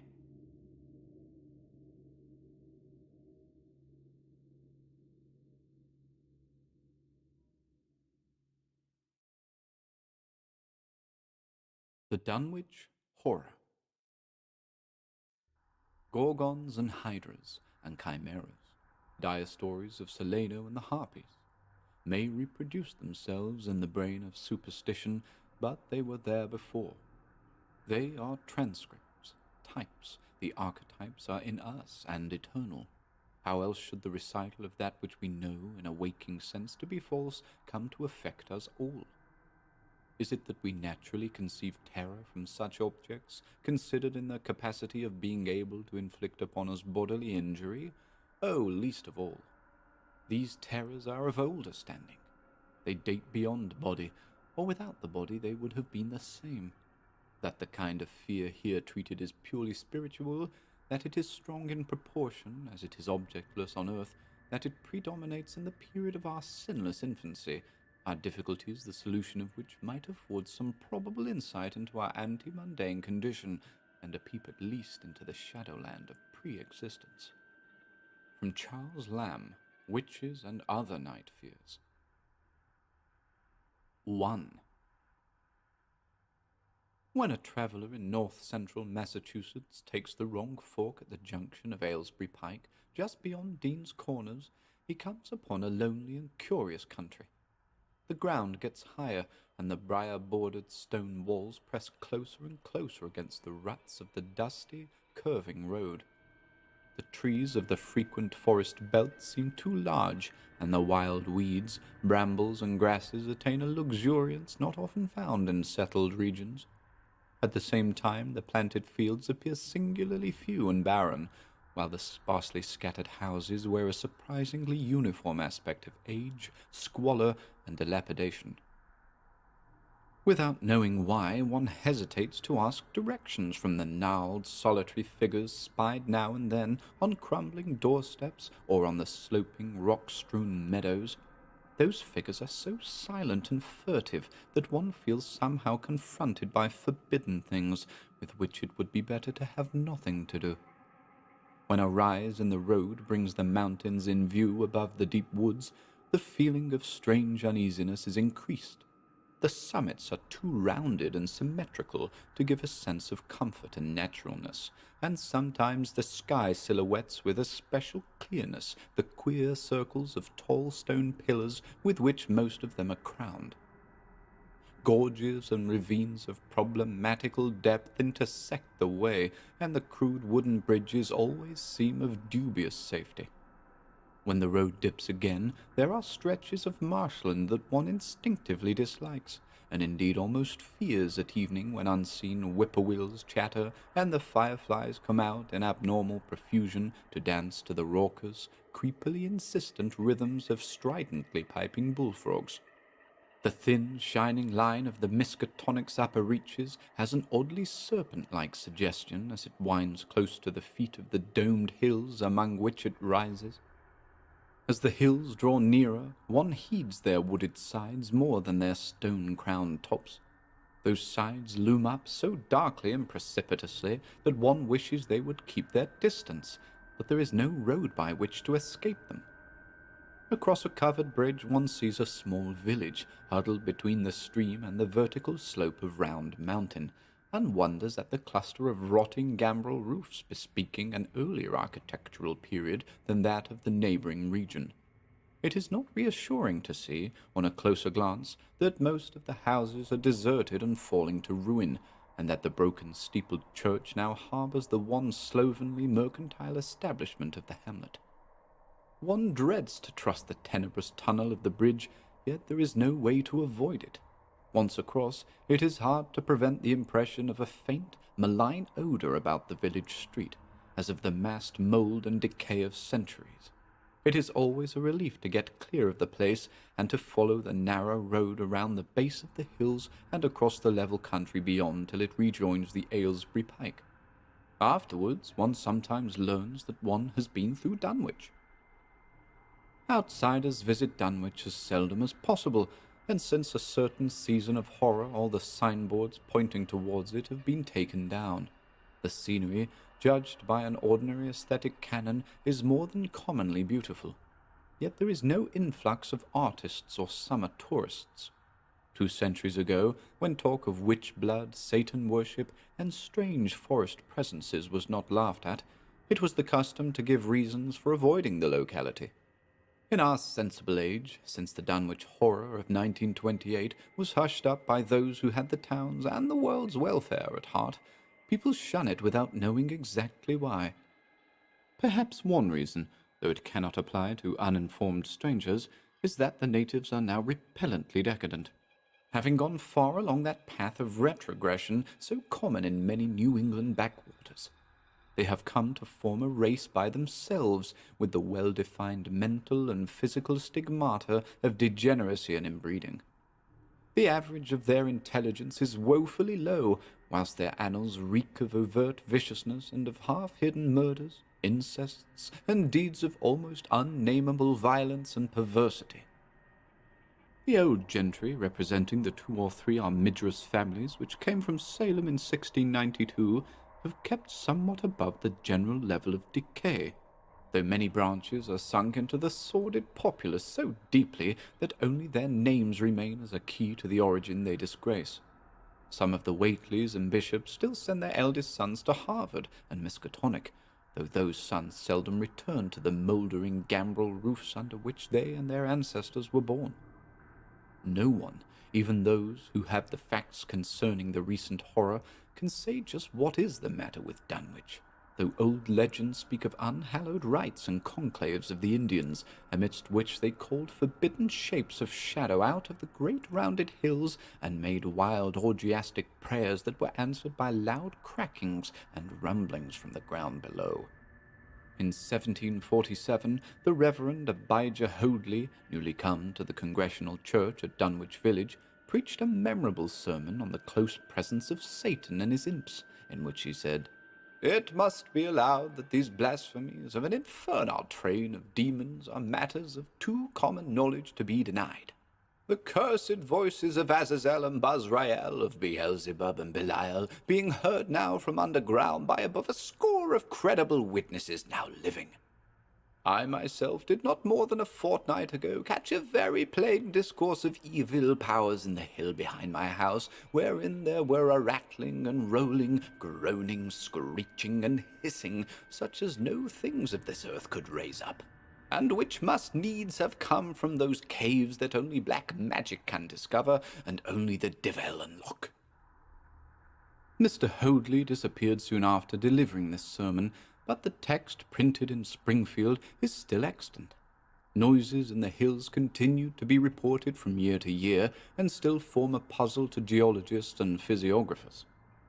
Other traditions tell of foul odors near the hill crowning circles of stone pillars, and of rushing, airy presences to be heard faintly at certain hours from stated points at the bottom of the great ravines, while still others try to explain the Devil's Hop Yard, a bleak, blasted hillside where no tree, shrub, or grass blade will grow. Then, too, the natives are mortally afraid of the numerous whippoorwills which grow vocal on warm nights. It is vowed that the birds are psychopomps, lying in wait for the souls of the dying, and that they time their eerie cries in unison with the sufferer's struggling breath. If they can catch the fleeing soul when it leaves the body, they instantly flutter away, chittering in demonic laughter. But if they fail, they subside gradually into a disappointed silence. These tales, of course, are obsolete and ridiculous, because they come down from very old times. Dunwich is indeed ridiculously old, older by far than any of the communities within 30 miles of it. South of the village one may still spy the cellar walls and chimney of the ancient Bishop House, which was built before 1700, whilst the ruins of the mill at the Falls, built in 1806, form the most modern piece of architecture to be seen. Industry did not flourish here, and the 19th century factory movement proved short-lived. Oldest of all are the great rings of rough-hewn stone columns on the hilltops, but these are more generally attributed to the Indians than to the settlers. Deposits of skulls and bones found within these circles and around the sizable table-like rock on Sentinel Hill sustain the popular belief that such spots were once the burial places of the Pocumtucks, even though many ethnologists, disregarding the absurd improbability of such a theory, persist in believing the remains Caucasian. 2. It was in the township of Dunwich, in a large and partly inhabited farmhouse set against a hillside 4 miles from the village and 1.5 miles from any other dwelling, that Wilbur Whately was born at 5 a.m. on Sunday, the 2nd of February, 1913. This date was recalled because it was Candlemas, which people in Dunwich curiously observe under another name, and because the noises in the hills had sounded, and all the dogs of the countryside had barked persistently throughout the night before. Less worthy of notice was the fact that the mother was one of the decadent Whateleys, a somewhat deformed, unattractive albino woman of 35, living with an aged and half-insane father about whom the most frightful tales of wizardry had been whispered in his youth. Lavinia Whately had no known husband, but according to the custom of the region made no attempt to disavow the child, concerning the other side of whose ancestry the country folk might and did speculate as widely as they chose. On the contrary, she seemed strangely proud of the dark, goatish-looking infant who formed such a contrast to her own sickly and pink-eyed albinism, and was heard to mutter many curious prophecies about its unusual powers and tremendous future. Lavinia was one who would be apt to mutter such things, for she was a lone creature given to wandering amidst thunderstorms in the hills, and trying to read the great odorous books which her father had inherited through 2 centuries of Whateleys, and which were fast falling to pieces with age and wormholes. She had never been to school, but was filled with disjointed scraps of ancient lore that old Whately had taught her. The remote farmhouse had always been feared because of old Whately's reputation for black magic, and the unexplained death by violence of Mrs. Whately when Lavinia was 12 years old had not helped to make the place popular. Isolated among strange influences, Lavinia was fond of wild and grandiose daydreams and singular occupations, nor was her leisure much taken up by household cares in a home from which all standards of order and cleanliness had long since disappeared. There was a hideous screaming which echoed above even the hill noises and the dogs barking on the night Wilbur was born, but no known doctor or midwife presided at his coming. Neighbours knew nothing of him till a week afterward, when old Whately drove his sleigh through the snow into Dunwich village and discoursed incoherently to the group of loungers at Osborne's general store. There seemed to be a change in the old man, an added element of furtiveness in the clouded brain which subtly transformed him from an object to a subject of fear, though he was not one to be perturbed by any common family event. Amidst it all, he showed some trace of the pride later noticed in his daughter, and what he said of the child's paternity was remembered by many of his hearers years afterward. "I don't care what folks think. If Lavinia's boy looked like his pa, he wouldn't look like nothing ye expect. You needn't think the only folks is the folks hereabouts. Lavinia's read some, and has seed some things that most of ye only tell about. I calculate a man is as good a husband as ye can find this side of Aylesbury, and if ye knowed as much about the hills as I do, ye wouldn't ask no better church wedding nor hern. Let me tell ye something. Some day your folks'll hear a child of Lavinia's a calling its father's name on the top of Sentinel Hill." The only person who saw Wilbur during the first month of his life were old Zechariah Whately of the undecayed Whateleys and Earl Sawyer's common-law wife, Mamie Bishop. Mamie's visit was frankly one of curiosity, and her subsequent tales did justice to her observations, but Zechariah came to lead a pair of Alderney cows which old Whately had bought of his son Curtis. This marked the beginning of a course of cattle buying on the part of small Wilbur's family, which ended only in 1928, when the Dunwich horror came and went. Yet at no time did the ramshackle Whately barn seem overcrowded with livestock. There came a period when people were curious enough to steal up and count the herd that grazed precariously on the steep hillside above the old farmhouse, and they could never find more than 10 or 12 anemic, bloodless-looking specimens. Evidently some blight or distemper, perhaps sprung from the unwholesome pasturage or the diseased fungi and timbers of the filthy barn, caused a heavy mortality amongst the Whately animals. Odd wounds or sores, having something of the aspect of incisions, seemed to afflict the visible cattle, and once or twice during the earlier months certain callers fancied they could discern similar sores about the throats of the grey, unshaven old man and his slatternly, crinkly-haired albino daughter. In the spring after Wilbur's birth, Lavinia resumed her customary rambles in the hills, bearing in her misproportioned arms the swarthy child. Public interest in the Whateleys subsided after most of the country folk had seen the baby, and no one bothered to comment on the swift development which that newcomer seemed every day to exhibit. Wilbur's growth was indeed phenomenal, for within 3 months of his birth he had attained a size and muscular power not usually found in infants under a full year of age.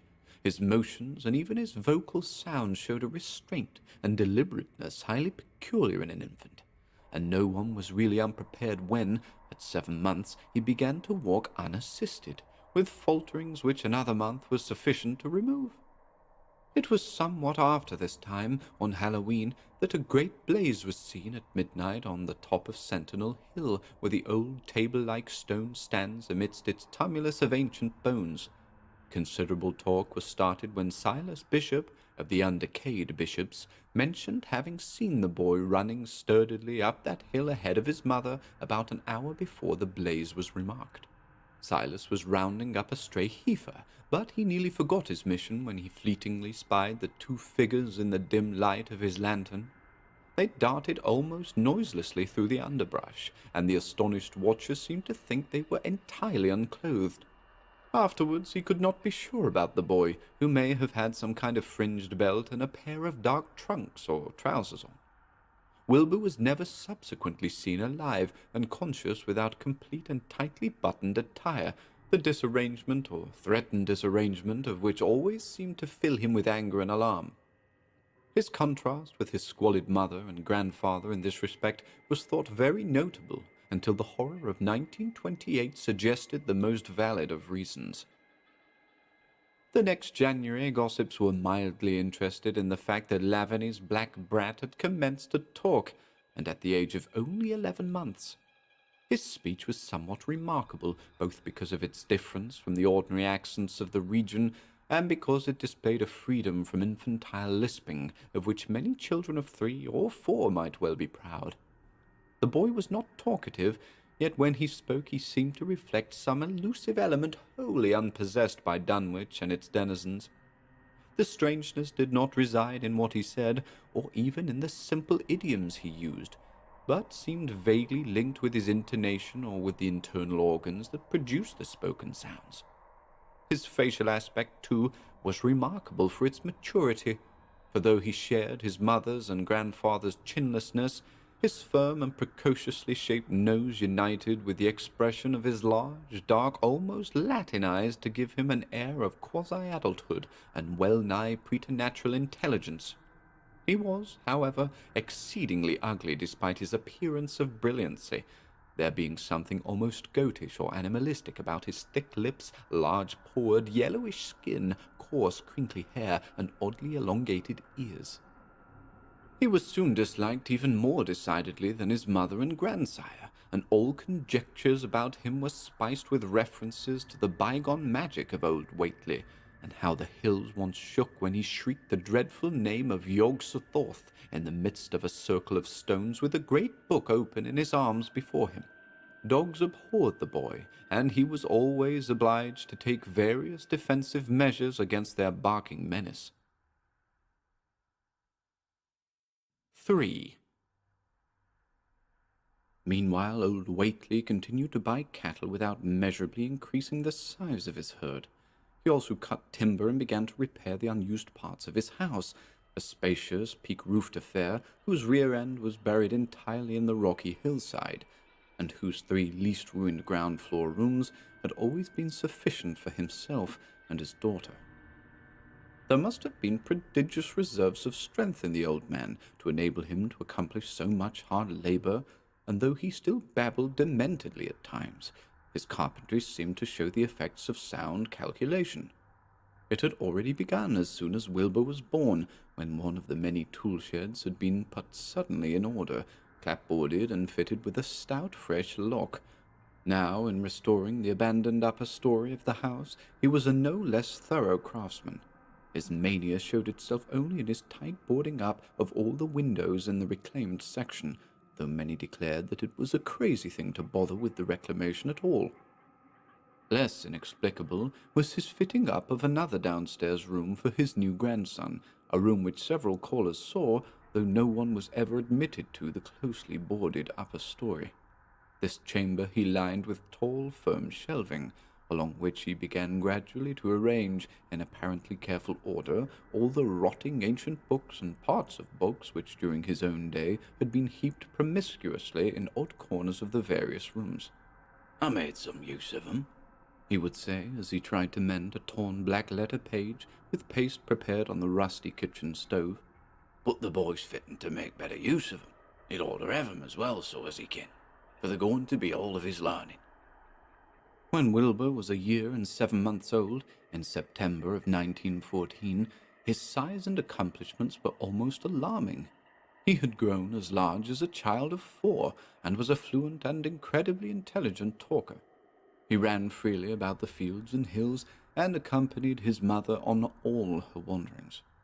At home he would pore diligently over the queer pictures and charts in his grandfather's books, while old Whately would instruct and catechize him through long, hushed afternoons.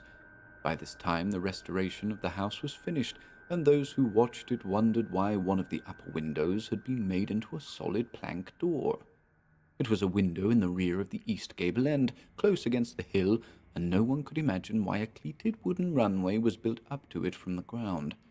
About the period of this work's completion, people noticed that the old tool-house, tightly locked and windowlessly clapboarded since Wilbur's birth, had been abandoned again.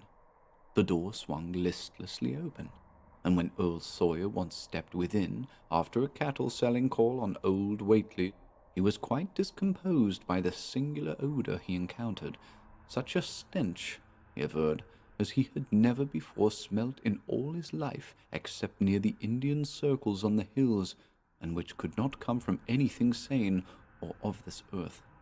But then the homes and sheds of Dunwich folk have never been remarkable for olfactory immaculateness.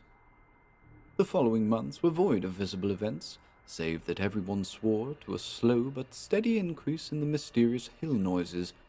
On May Eve of 1915 there were tremors, which even the Aylesbury people felt, whilst the following Halloween produced an underground rumbling queerly synchronized with bursts of flame, them which Whately's doings, from the summit of Sentinel Hill.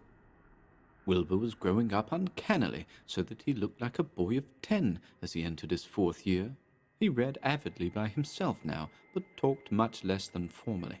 A settled taciturnity was absorbing him, and for the first time people began to speak specifically of the dawning look of evil in his goatish face. He would sometimes mutter an unfamiliar jargon, and chant in bizarre rhythms which chilled the listener with a sense of unexplainable terror. The aversion displayed towards him by dogs had now become a matter of wide remark, and he was obliged to carry a pistol in order to traverse the countryside in safety. His occasional use of the weapon did not enhance his popularity amongst the owners of canine guardians. The few callers at the house would often find Lavinia alone on the ground floor, while odd cries and footsteps resounded in the boarded-up second story. She would never tell what her father and the boy were doing up there, though once she turned pale and displayed an abnormal degree of fear when a jocose fish peddler tried the locked door leading to the stairway. That peddler told the store loungers at Dunwich Village that he thought he heard a horse stamping on that floor above. The loungers reflected, thinking of the door and runway and of the cattle that so swiftly disappeared. Then they shuddered as they recalled tales of old Whately's youth and of the strange things that are called out of the earth when a bullock is sacrificed at the proper time to certain heathen gods. It had for some time been noticed that dogs had begun to hate and fear the whole Whately place as violently as they hated and feared young Wilbur personally. In 1917 the war came, and Squire Sawyer Whately, as chairman of the local draft board, had hard work finding a quota of young Dunwich men fit even to be sent to development camp. The government, alarmed at such signs of wholesale regional decadence, sent several officers and medical experts to investigate, conducting a survey which New England newspaper readers may still recall. It was the publicity attending this investigation which set reporters on the track of the Whateleys, and caused the Boston Globe and Arkham Advertiser to print flamboyant Sunday stories of young Wilbur's precociousness, old Whately's black magic, and the shelves of strange books, the sealed second story of the ancient farmhouse, and the weirdness of the whole region and its hill noises. Wilbur was 4.5 then, and looked like a lad of 15. His lips and cheeks were fuzzy with a coarse dark down, and his voice had begun to break. Earl Sawyer went out to the Whately place with both sets of reporters and cameramen, and called their attention to the queer stench which now seemed to trickle down from the sealed upper spaces. It was, he said, exactly like a smell he had found in the tool shed abandoned when the house was finally repaired, and like the faint odors which he sometimes thought he caught near the stone circle on the mountains. Dunwich folk read the stories when they appeared and grinned over the obvious mistakes. They wondered, too, why the writers made so much of the fact that old Whately always paid for his cattle in gold pieces of extremely ancient date. The Whateleys had received their visitors with ill-concealed distaste, though they did not dare court further publicity by a violent resistance or refusal to talk. 4. For a decade the annals of the Whateleys sink indistinguishably into the general life of a morbid community used to their queer ways and hardened to their May Eve and All Hallows orgies. Twice a year they would light fires on the top of Sentinel Hill, at which times the mountain rumblings would recur with greater and greater violence, while at all seasons there were strange and portentous doings at the lonely farmhouse. In the course of time, callers professed to hear sounds in the sealed upper story, even when all the family were downstairs, and they wondered how swiftly or how lingeringly a cow or bullock was usually sacrificed. There was talk of a complaint to the Society for the Prevention of Cruelty to Animals, but nothing ever came of it, since Dunwich folk are never anxious to call the outside world's attention to themselves. About 1923, when Wilbur was a boy of 10, whose mind, voice, stature, and bearded face gave all the impressions of maturity, a second great siege of carpentry went on at the old house. It was all inside the sealed upper part, and from bits of discarded lumber, people concluded that the youth and his grandfather had knocked out all the partitions and even removed the attic floor, leaving only one vast open void between the ground story and the peaked roof. They had torn down the great central chimney, too, and fitted the rusty range with a flimsy outside tin stove pipe. In the spring after this event, old Whately noticed the growing number of whippoorwills that would come out of Cold Spring Glen to chirp under his window at night. He seemed to regard the circumstance as one of great significance, and told the loungers at Osborne's that he thought his time had almost come. "They whistle jest in tune with me breathing now," he said, "and I guess they're getting ready to catch me soul. They know it's a-going out, and don't calculate to miss it. You'll know, boys, after I'm gone, whether they get me or not. If they do, they'll keep up a-singing and laughing till break of day. If they don't, they'll kind of quiet down like. I expect them and the souls they hunts for have some pretty tough tussles sometimes." On Lammas night, 1924, Dr. Horton of Aylesbury was hastily summoned by Wilbur Whately, who had lashed his one remaining horse through the darkness and telephoned from Osborne's in the village.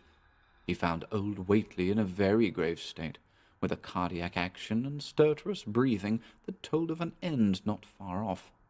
The shapeless albino daughter and oddly bearded grandson stood by the bedside, whilst from the vacant abyss overhead there came a disquieting suggestion of rhythmical surging or lapping, as of the waves on some level beach. The doctor, though, was chiefly disturbed by the chattering night-birds outside, a seemingly limitless legion of whippoorwills that cried their endless message in repetitions, timed diabolically to the wheezing gasps of the dying man. It was uncanny and unnatural, too much, thought Dr. Horton, like the whole of the region he had entered so reluctantly in response to the urgent call. Towards 1 o'clock, old Whately gained consciousness, and interrupted his wheezing to choke out a few words to his grandson. "More space, Willie, more space soon. You grows and that grows faster. It'll be ready to serve you soon, boy. Open up the gates to Yog-Sothoth with the long chant that you'll find on page 751 of the complete edition, and then put a match to the prison. Fire from earth can't burn it now." He was obviously quite mad. After a pause, during which the flock of whippoorwills outside adjusted their cries to the altered tempo, while some indications of the strange hill noises came from afar off, he added another sentence or two. "Feed it regular, Willie, and mind the quantity, but don't let it grow too fast for the place, for if it busts quarters or gets out afore ye opens to Yog-Sothoth, it's all over and no use. Only them from beyond kin make it multiply and work. Only them, the old uns, as wants to come back." But speech gave place to gasps again, and Lavinia screamed at the way the whippoorwills followed the change. It was the same for more than an hour, when the final throaty rattle came. Dr. Horton drew shrunken lids over the glazing grey eyes as the tumult of birds faded imperceptibly to silence. Lavinia sobbed, but Wilbur only chuckled whilst the hill noises rumbled faintly. "They didn't get him," he muttered in his heavy bass voice. Wilbur was by this time a scholar of really tremendous erudition in his one-sided way, and was quietly known by correspondence to many librarians in distant places where rare and forbidden books of old days are kept. He was more and more hated and dreaded around Dunwich because of certain youthful disappearances, which suspicion laid vaguely at his door, but was always able to silence inquiry through fear or through use of that fund of old-time gold which still, as in his grandfather's time, went forth regularly and increasingly for cattle buying. He was now tremendously mature of aspect, and his height, having reached the normal adult limit, seemed inclined to wax beyond that figure. In 1925, when a scholarly correspondent from Miskatonic University called upon him one day and departed pale and puzzled, he was fully 6 3/4 feet tall.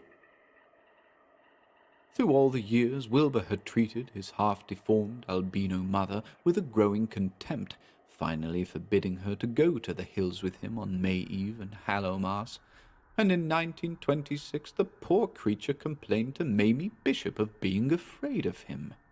"There's more about him as I knows than I can tell ye, Mammy," she said. "and nowadays there's more nor what I know myself. I vow for God, I don't know what he wants nor what he's a-trying to do." That Halloween the hill noises sounded louder than ever, and fire burned on Sentinel Hill as usual, but people paid more attention to the rhythmical screaming of vast flocks of unnaturally belated whippoorwills, which seemed to be assembled near the unlighted Whately farmhouse. After midnight their shrill notes burst into a kind of pandemoniac cachinnation, which filled all the countryside, and not until dawn did they finally quiet down. Then they vanished, hurrying southward where they were fully a month overdue. What this meant, no one could quite be certain till later. None of the country folks seemed to have died, but poor Lavinia Whately, the twisted albino, was never seen again. In the summer of 1927, Wilbur repaired 2 sheds in the farmyard and began moving his books and effects out to them. Soon afterwards, Earl Sawyer told the loungers at Osborne's that more carpentry was going on in the Whately farmhouse. Wilbur was closing all the doors and windows on the ground floor, and seemed to be taking out partitions as he and his grandfather had done upstairs 4 years before. He was living in one of the sheds, and Sawyer thought he seemed unusually worried and tremulous. People generally suspected him of knowing something about his mother's disappearance, and very few ever approached his neighborhood now. His height had increased to more than 7 feet, and showed no signs of ceasing its development. 5. The following winter brought an event no less strange than Wilbur's first trip outside the Dunwich region. Correspondence with the Widener Library at Harvard, the Bibliothèque Nationale in Paris, the British Museum, the University of Buenos Aires, and the Library of Miskatonic University at Arkham had failed to get him the loan of a book he desperately wanted. So at length he set out in person, shabby, dirty, bearded, and uncouth of dialect, to consult the copy at Miskatonic, which was the nearest to him geographically. Almost 8 feet tall, and carrying a cheap new valise from Osborne's general store, this dark and goatish gargoyle appeared one day in Arkham in quest of the dreaded volume kept under lock and key at the college library, the hideous Necronomicon of the mad Arab Abdul al-Hazred in Olaus Wormius's Latin version, as printed in Spain in the 17th century. He had never seen a city before, but had no thought save to find his way to the university grounds, where indeed he passed heedlessly by the great white-fanged watchdog that barked with unnatural fury and enmity and tugged frantically at its stout chain. Wilbur had with him the priceless but imperfect copy of Dr. Dee's English version, which his grandfather had bequeathed him, and upon receiving access to the Latin copy, he at once began to collate the 2 texts with the aim of discovering a certain passage which would have come on the 751st page of his own defective volume. This much he could not civilly refrain from telling the librarian, the same erudite Henry Armitage, A.M., Miskatonic, Ph.D., Princeton, Lit.D., Johns Hopkins, who had once called at the farm, and who now politely plied him with questions. He was looking, he had to admit, for a kind of formula or incantation containing the frightful name Yog-Sothoth, and it puzzled him to find discrepancies, duplications, and ambiguities which made the matter of determination far from easy. As he copied the formula he finally chose, Dr. Armitage looked involuntarily over his shoulder at the open pages, the left-hand one of which, in the Latin version, contained such monstrous threats to the peace and sanity of the world. Nor is it to be thought, ran the text as Armitage mentally translated it, that man is either the oldest or the last of earth's masters, or that the common bulk of life and substance walks alone. The old ones were, the old ones are, and the old ones shall be. Not in the spaces we know, but between them, they walk serene and primal, undimensioned, and to us unseen. Yog-Sothoth knows the gate. Yog-Sothoth is the gate. Yog-Sothoth is the key and guardian of the gate. Past, present, future, all are one in Yog-Sothoth. He knows where the old ones broke through of old, and where they shall break through again. He knows where they had trod earth's fields, and where they still tread them, and why no one can behold them as they tread. By their smell can men sometimes know them near, but of their semblance can no man know, saving only in the features of those they have begotten on mankind. And of those are there many sorts, differing in likeness from man's truest eidolon to that shape without sight or substance which is them. They walk unseen and foul in lonely places where the words have been spoken and the rites howled through at their seasons. The wind gibbers with their voices, and the earth mutters with their consciousness. They bend the forest and crush the city, yet may not forest or city behold the hand that smites. Kedarth in the cold waste hath known them, and what man knows Kedarth? The ice desert of the south and the sunken isles of ocean hold stones whereon their seal is engraven. But who hath seen the deep frozen city, or the sealed tower long garlanded with seaweed and barnacles? Great Cthulhu is their cousin, yet can he spy them only dimly. Yah, Shub-Niggurath! As a foulness shall ye know them. Their hand is at your throats, yet ye see them not, and their habitation is even one with your guarded threshold. Yog-Sothoth is the key to the gate, whereby the spheres meet. Man rules now where they ruled once. They shall soon rule where man rules now. After summer is winter, and after winter summer. They wait patient and potent, for here shall they reign again. Dr. Armitage, associating what he was reading with what he had heard of Dunwich and its brooding presences, and of Wilbur Whately and his dim, hideous aura that stretched from a dubious birth to a cloud of probable matricide, felt a wave of fright as tangible as a draught of the tomb's cold clamminess. The bent, goatish giant before him seemed like the spawn of another planet or dimension, like something only partly of mankind, and linked to black gulfs of essence and entity that stretch like titan phantasms beyond all spheres of force and matter, space and time. Presently Wilbur raised his head and began speaking in that strange, resonant fashion which hinted at sound-producing organs unlike the run of mankind's. "Mr. Armitage," he said, "I calculate I've got to take that book home. There's things in it I've got to try under certain conditions that I can't get here, and it'd be a mortal sin to let a red tape rule hold me up. Let me take it along, sir, and I'll swear there won't nobody know the difference. I don't need to tell ye I'll take good care of it. It wa'n't me that put this copy in the shape it is." He stopped as he saw firm denial on the librarian's face, and his own goatish features grew crafty. Armitage, half ready to tell him he might make a copy of what parts he needed, thought suddenly of the possible consequences and checked himself. There was too much responsibility in giving such a being the key to such blasphemous outer spheres. Whately saw how things stood and tried to answer lightly. "Well, all right, if you feel that way about it. Maybe Ivan won't be so fussy as you be." And without saying more, he rose and strode out of the building, stooping at each doorway. Armitage heard the savage yelping of the great watchdog and studied Whately's gorilla-like lope as he crossed the bit of campus visible from the window. He thought of the wild tales he had heard and recalled the old Sunday stories in the Advertiser. These things and the lore he had picked up from Danwich rustics and villagers during his one visit there. Unseen things not of Earth, or at least not of tri-dimensional Earth, rushed fetid and horrible through New England's glens and brooded obscenely on the mountain tops.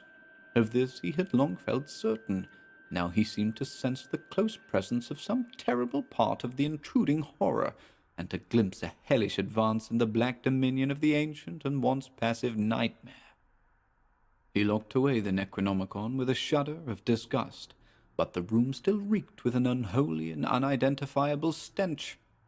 "As a foulness shall ye know them," he quoted. Yes, the odour was the same as that which had sickened him at the Whately farmhouse less than 3 years before. He thought of Wilbur, goatish and ominous, once again, and laughed mockingly at the village rumours of his parentage. "Inbreeding," Armitage muttered half aloud to himself. "Great God, what simpletons! Show them Arthur Macon's great god-pan, and they'll think it a common Dunwich scandal. But what thing, what cursed shapeless influence on or off this three-dimensional earth was Wilbur Whately's father? Born on Candlemas, 9 months after May Eve of 1912, when the talk about the queer earth noises reached clear to Arkham, what walked on the mountains that May night? What rude Mars horror fastened itself on the world in half-human flesh and blood? During the ensuing weeks, Dr. Armitage set about to collect all possible data on Wilbur Whately and the formless presences around Dunwich. He got in communication with Dr. Horton of Aylesbury, who had attended old Whately in his last illness, and found much to ponder over in the grandfather's last words, as quoted by the physician. A visit to Dunwich village failed to bring out much that was new, but a close survey of the Necronomicon in those parts which Wilbur had sought so avidly seemed to supply new and terrible clues to the nature, methods, and desires of the strange evil so vaguely threatening this planet. Talks with several students of archaic lore in Boston, and letters to many others elsewhere, gave him a growing amazement which passed slowly through varied degrees of alarm to a state of really acute spiritual fear. As the summer drew on, he felt dimly that something ought to be done about the lurking terrors of the upper Miskatonic Valley, and about the monstrous being known to the human world as Wilbur Whately. 6. The Dunwich horror itself came between Lammas and the equinox in 1928, and Dr. Armitage was among those who witnessed its monstrous prologue. He had heard, meanwhile, of Whately's grotesque trip to Cambridge, and of his frantic efforts to borrow or copy from the Necronomicon at the Widener Library. Those efforts had been in vain, since Armitage had issued warnings of the keenest intensity to all librarians having charge of the dreaded volume. Wilbur had been shockingly nervous at Cambridge, anxious for the book, yet almost equally anxious to get home again, as if he feared the results of being away long. Early in August, the half-expected outcome developed, and in the small hours of the 3rd, Dr. Armitage was awakened suddenly by the wild, fierce cries of the savage watchdog on the college campus. Deep and terrible, the snarling, half-mad growls and barks continued, always in mounting volume, but with hideously significant pauses. Then there rang out a scream from a wholly different throat, such a scream as roused half the sleepers of Arkham and haunted their dreams ever afterwards, such a scream as could come from no being born of earth or wholly of earth. Armitage, hastening into some clothing and rushing across the street and lawn to the college buildings, saw that others were ahead of him, and heard the echoes of a burglar alarm still shrilling from the library. An open window showed black and gaping in the moonlight. What had come had indeed completed its entrance, for the barking and the screaming, now fast fading into a mixed low growling and moaning, proceeded unmistakably from within. Some instinct warned Armitage that what was taking place was not a thing for unfortified eyes to see, so he brushed back the crowd with authority as he unlocked the vestibule door. Among the others, he saw Professor Warren Rice and Dr. Francis Morgan, men to whom he had told some of his conjectures and misgivings, and these two he motioned to accompany him inside. The inward sounds, except for a watchful droning whine from the dog, had by this time quite subsided, but Armitage now perceived with a sudden start that a loud chorus of whippoorwills among the shrubbery had commenced a damnably rhythmical piping, as if in unison with the last breaths of a dying man. The building was full of a frightful stench, which Dr. Armitage knew too well, and the three men rushed across the hall to the small genealogical reading room whence the low whining came.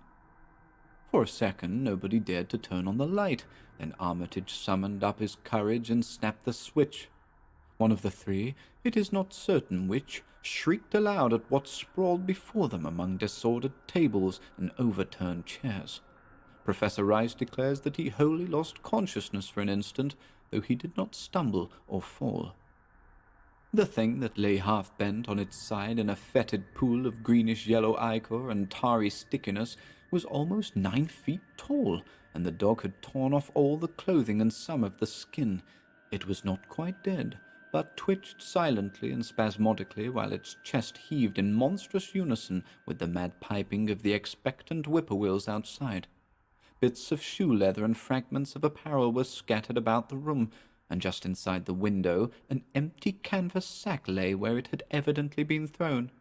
Near the central desk a revolver had fallen, a dented but undischarged cartridge later explaining why it had not been fired. The thing itself, however, crowded out all other images at the time. It would be trite and not wholly accurate to say that no human pen could describe it, but one may properly say that it could not be vividly visualized by anyone whose ideas of aspect and contour are too closely bound up with the common life forms of this planet and of the 3 known dimensions.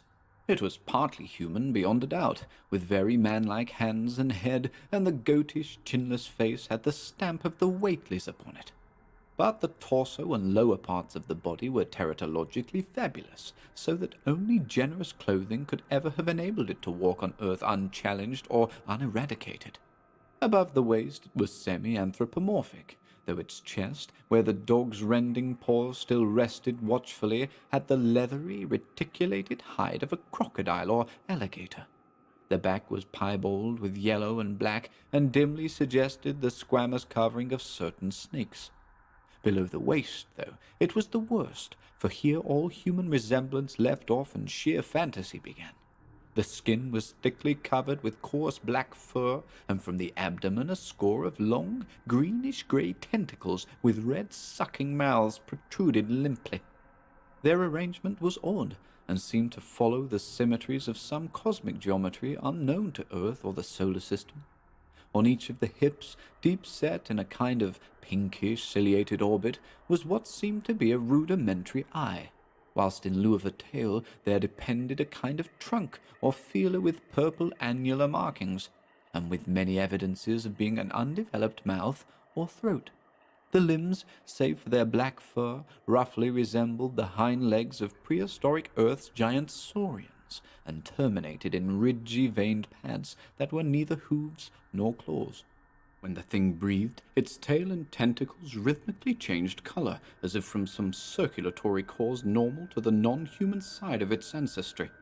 In the tentacles this was observable as a deepening of the greenish tinge, whilst in the tail it was manifest as a yellowish appearance which alternated with a sickly greyish-white in the spaces between the purple rings.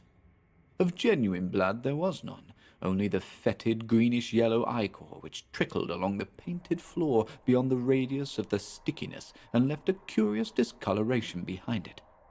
As the presence of the 3 men seemed to rouse the dying thing, it began to mumble without turning or raising its head. Dr. Armitage made no written record of its mouthings, but asserts confidently that nothing in English was uttered.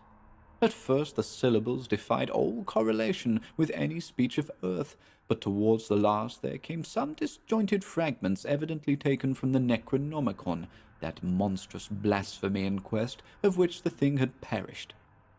These fragments, as Armitage recalls them, ran something like Nagai, Naga, Ga, Bug, Shagog, Yaha, Yog Sototh, Yog Sototh. They trailed off into nothingness as the whippoorwills shrieked in rhythmical crescendos of unholy anticipation. Then came a halt in the gasping, and the dog raised its head in a long, lugubrious howl. A change came over the yellow, goatish face of the prostrate thing, and the great black eyes fell in appallingly. Outside the window, the shrilling of the whippoorwills had suddenly ceased, and above the murmurs of the gathering crowd there came the sound of a panic-struck whirring and fluttering. Against the moon-vast clouds of feathery watchers rose and raced from sight, frantic at that which they had sought for prey. All at once the dog started up abruptly, gave a frightened bark, and leaped nervously out of the window by which it had entered. A cry rose from the crowd, and Dr. Armitage shouted to the men outside that no one must be admitted till the police or medical examiner came. He was thankful that the windows were just too high to permit of peering in, and drew the dark curtains carefully down over each one.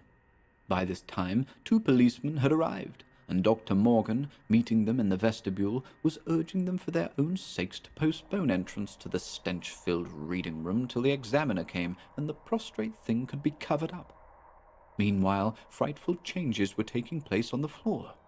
One need not describe the kind and rate of shrinkage and disintegration that occurred before the eyes of Dr. Armitage and Professor Rice, but it is permissible to say that, aside from the external appearance of face and hands, the really human element in Wilbur Whately must have been very small.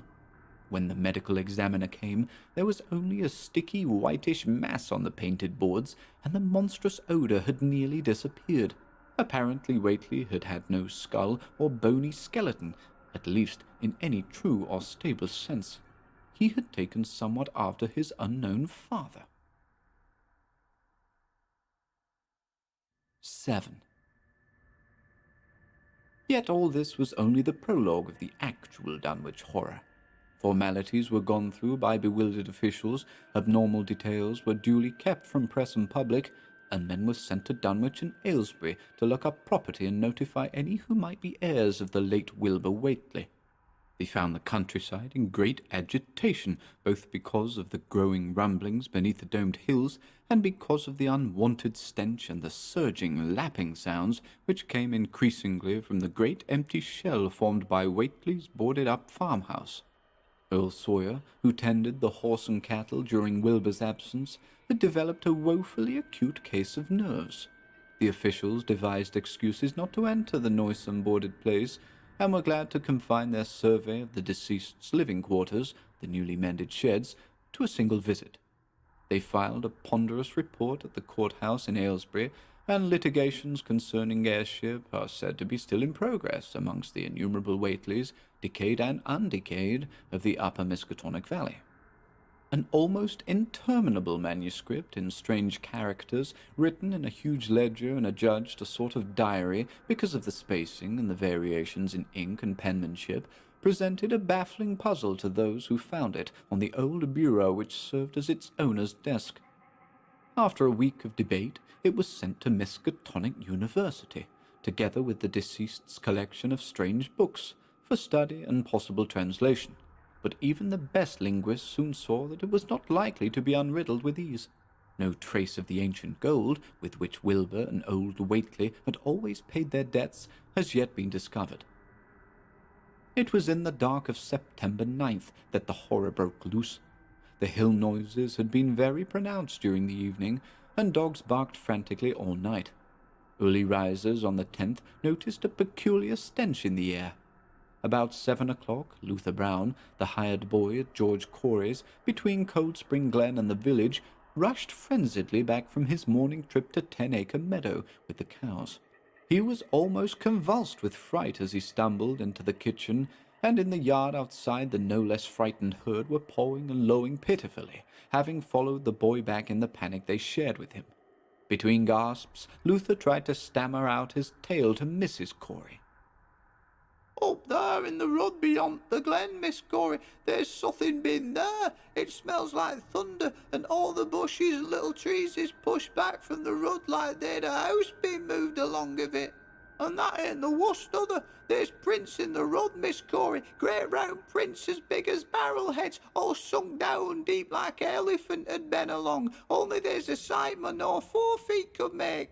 I looked at 1 or 2 afore I run, and I see everyone was covered with lines spreading out from one place, like as if big palm leaf fans, twigged to 3 times as big as any they is, had have been bounded down into the rud, and the smell was awful, like what is around Wizard Whately's old house. Here he faltered, and seemed to shiver afresh with the fright that had sent him flying home. Mrs. Corey, unable to extract more information, began telephoning the neighbours, thus starting on its rounds the overture of panic that heralded the major terrors. When she got Sally Sawyer, housekeeper at Seth Bishop's, the nearest place to Whately's, it became her turn to listen instead of transmit. For Sally's boy, Chauncey, who slept poorly, had been up on the hill towards Whately's, and had dashed back in terror after one look at the place, and at the pasturage where Mr. Bishop's cows had been left out all night. "Yes, Miss Corey," came Sally's tremulous voice over the party wire. "Chauncey just come back a posting and couldn't half talk for being scared. He says old Whately's house is all blowed up, with timbers scattered round like there'd been dynamite inside, only the bottom floor ain't through, but it's all covered with a kind of tar-like stuff that smells awful and drips down off an edges onto the ground where the side timbers is blown away. And there's awful kind of marks in the yard too, great round marks bigger round than an hogshead, and all sticky with stuff like is on the blowed up house. Chauncey says they leads off into the meadows, where a great swath widen a barn is matted down, and all the stone walls tumbled every which way wherever it goes.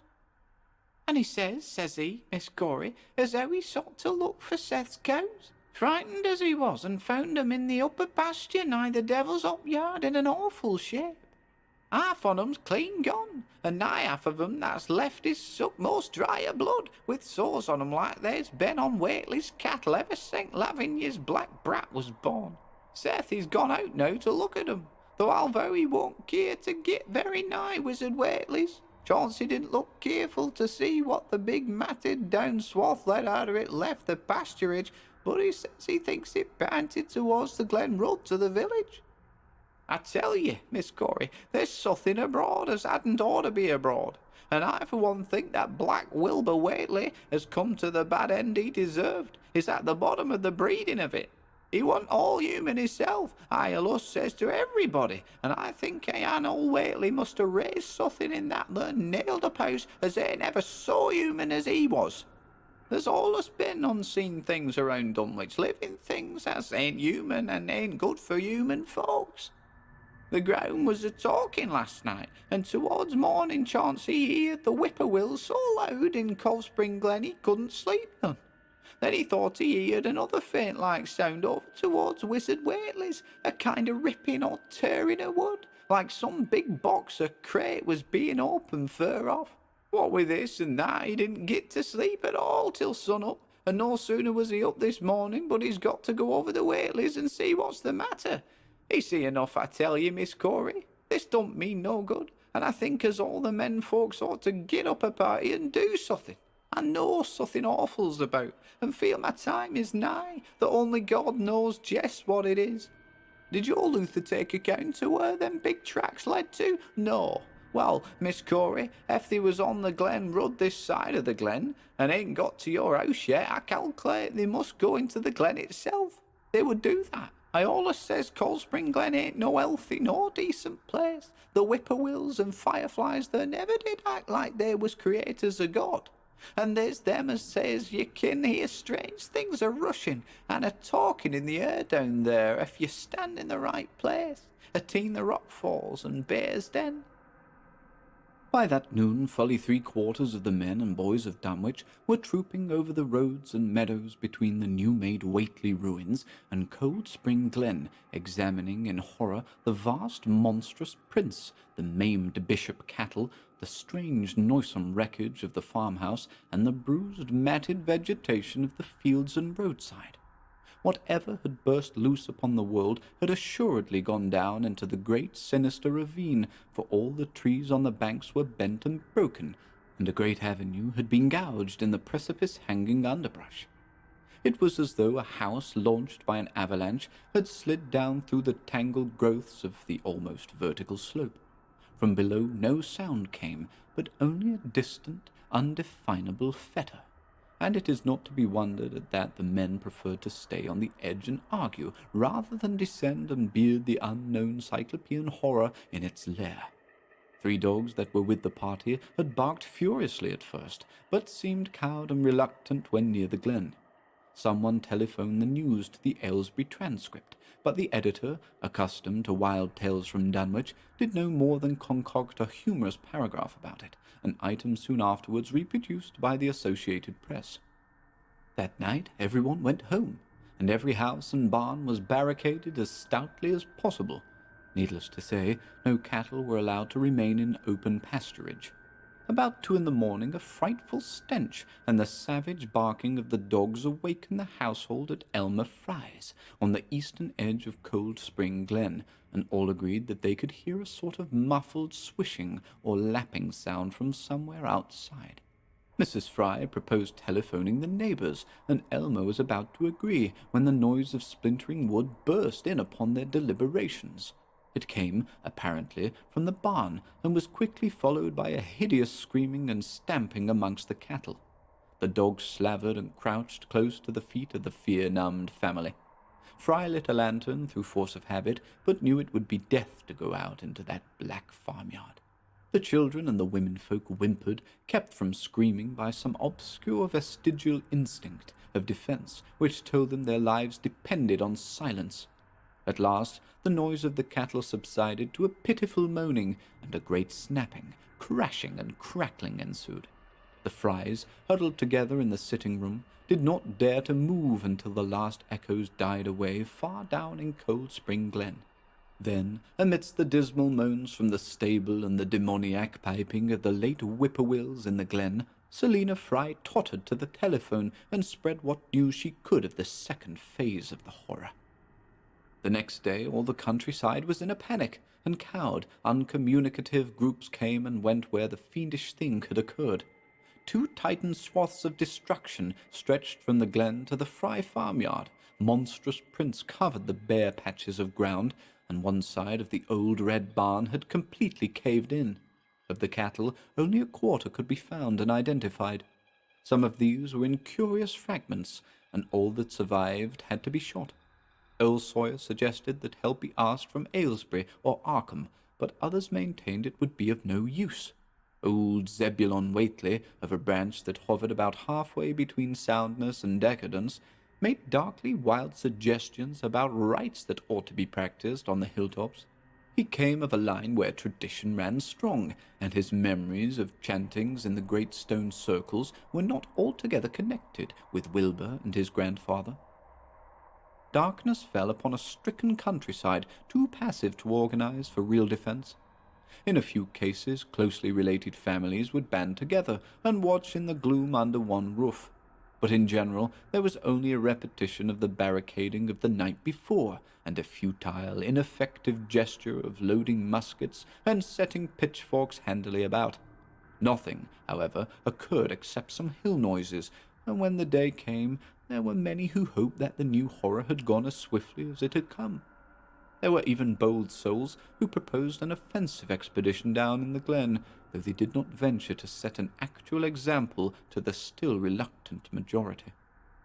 When night came again, the barricading was repeated, though there was less huddling together of families. In the morning, both the Fry and the Seth Bishop households reported excitement among the dogs and vague sounds and stenches from afar, while early explorers noted with horror a fresh set of the monstrous tracks in the road skirting Sentinel Hill. As before, the sides of the road showed a bruising indicative of the blasphemously stupendous bulk of the horror, whilst the conformation of the tracks seemed to argue a passage in two directions, as if the moving mountain had come from Cold Spring Glen and returned to it along the same path. At the base of the hill, a 30-foot swath of crushed shrubbery saplings led steeply upwards, and the seekers gasped when they saw that even the most perpendicular places did not deflect the inexorable trail. Whatever the horror was, it could scale a sheer stony cliff of almost complete verticality, and as the investigators climbed round to the hill's summit by safer routes, they saw that the trail ended, or rather reversed, there. It was here that the Whateleys used to build their hellish fires and chant their hellish rituals by the table-like stone on May Eve and Hallowmas. Now that very stone formed the centre of a vast space thrashed around by the mountainous horror, whilst upon its slightly concave surface was a thick and fetid deposit of the same tarry stickiness observed on the floor of the ruined Whateley farmhouse when the horror escaped. Men looked at one another and muttered. Then they looked down the hill. Apparently the horror had descended by a route much the same as that of its ascent. To speculate was futile. Reason, logic, and normal ideas of motivation stood confounded. Only old Zebulon, who was not with the group, could have done justice to the situation or suggested a plausible explanation. Thursday night began much like the others, but it ended less happily. The whippoorwills in the glen had screamed with such unusual persistence that many could not sleep, and about 3 a.m. all the party telephones rang tremulously. Those who took down their receivers heard a fright-mad voice shriek out, "Help! Oh, my God!" And some thought a crashing sound followed the breaking off of the exclamation. There was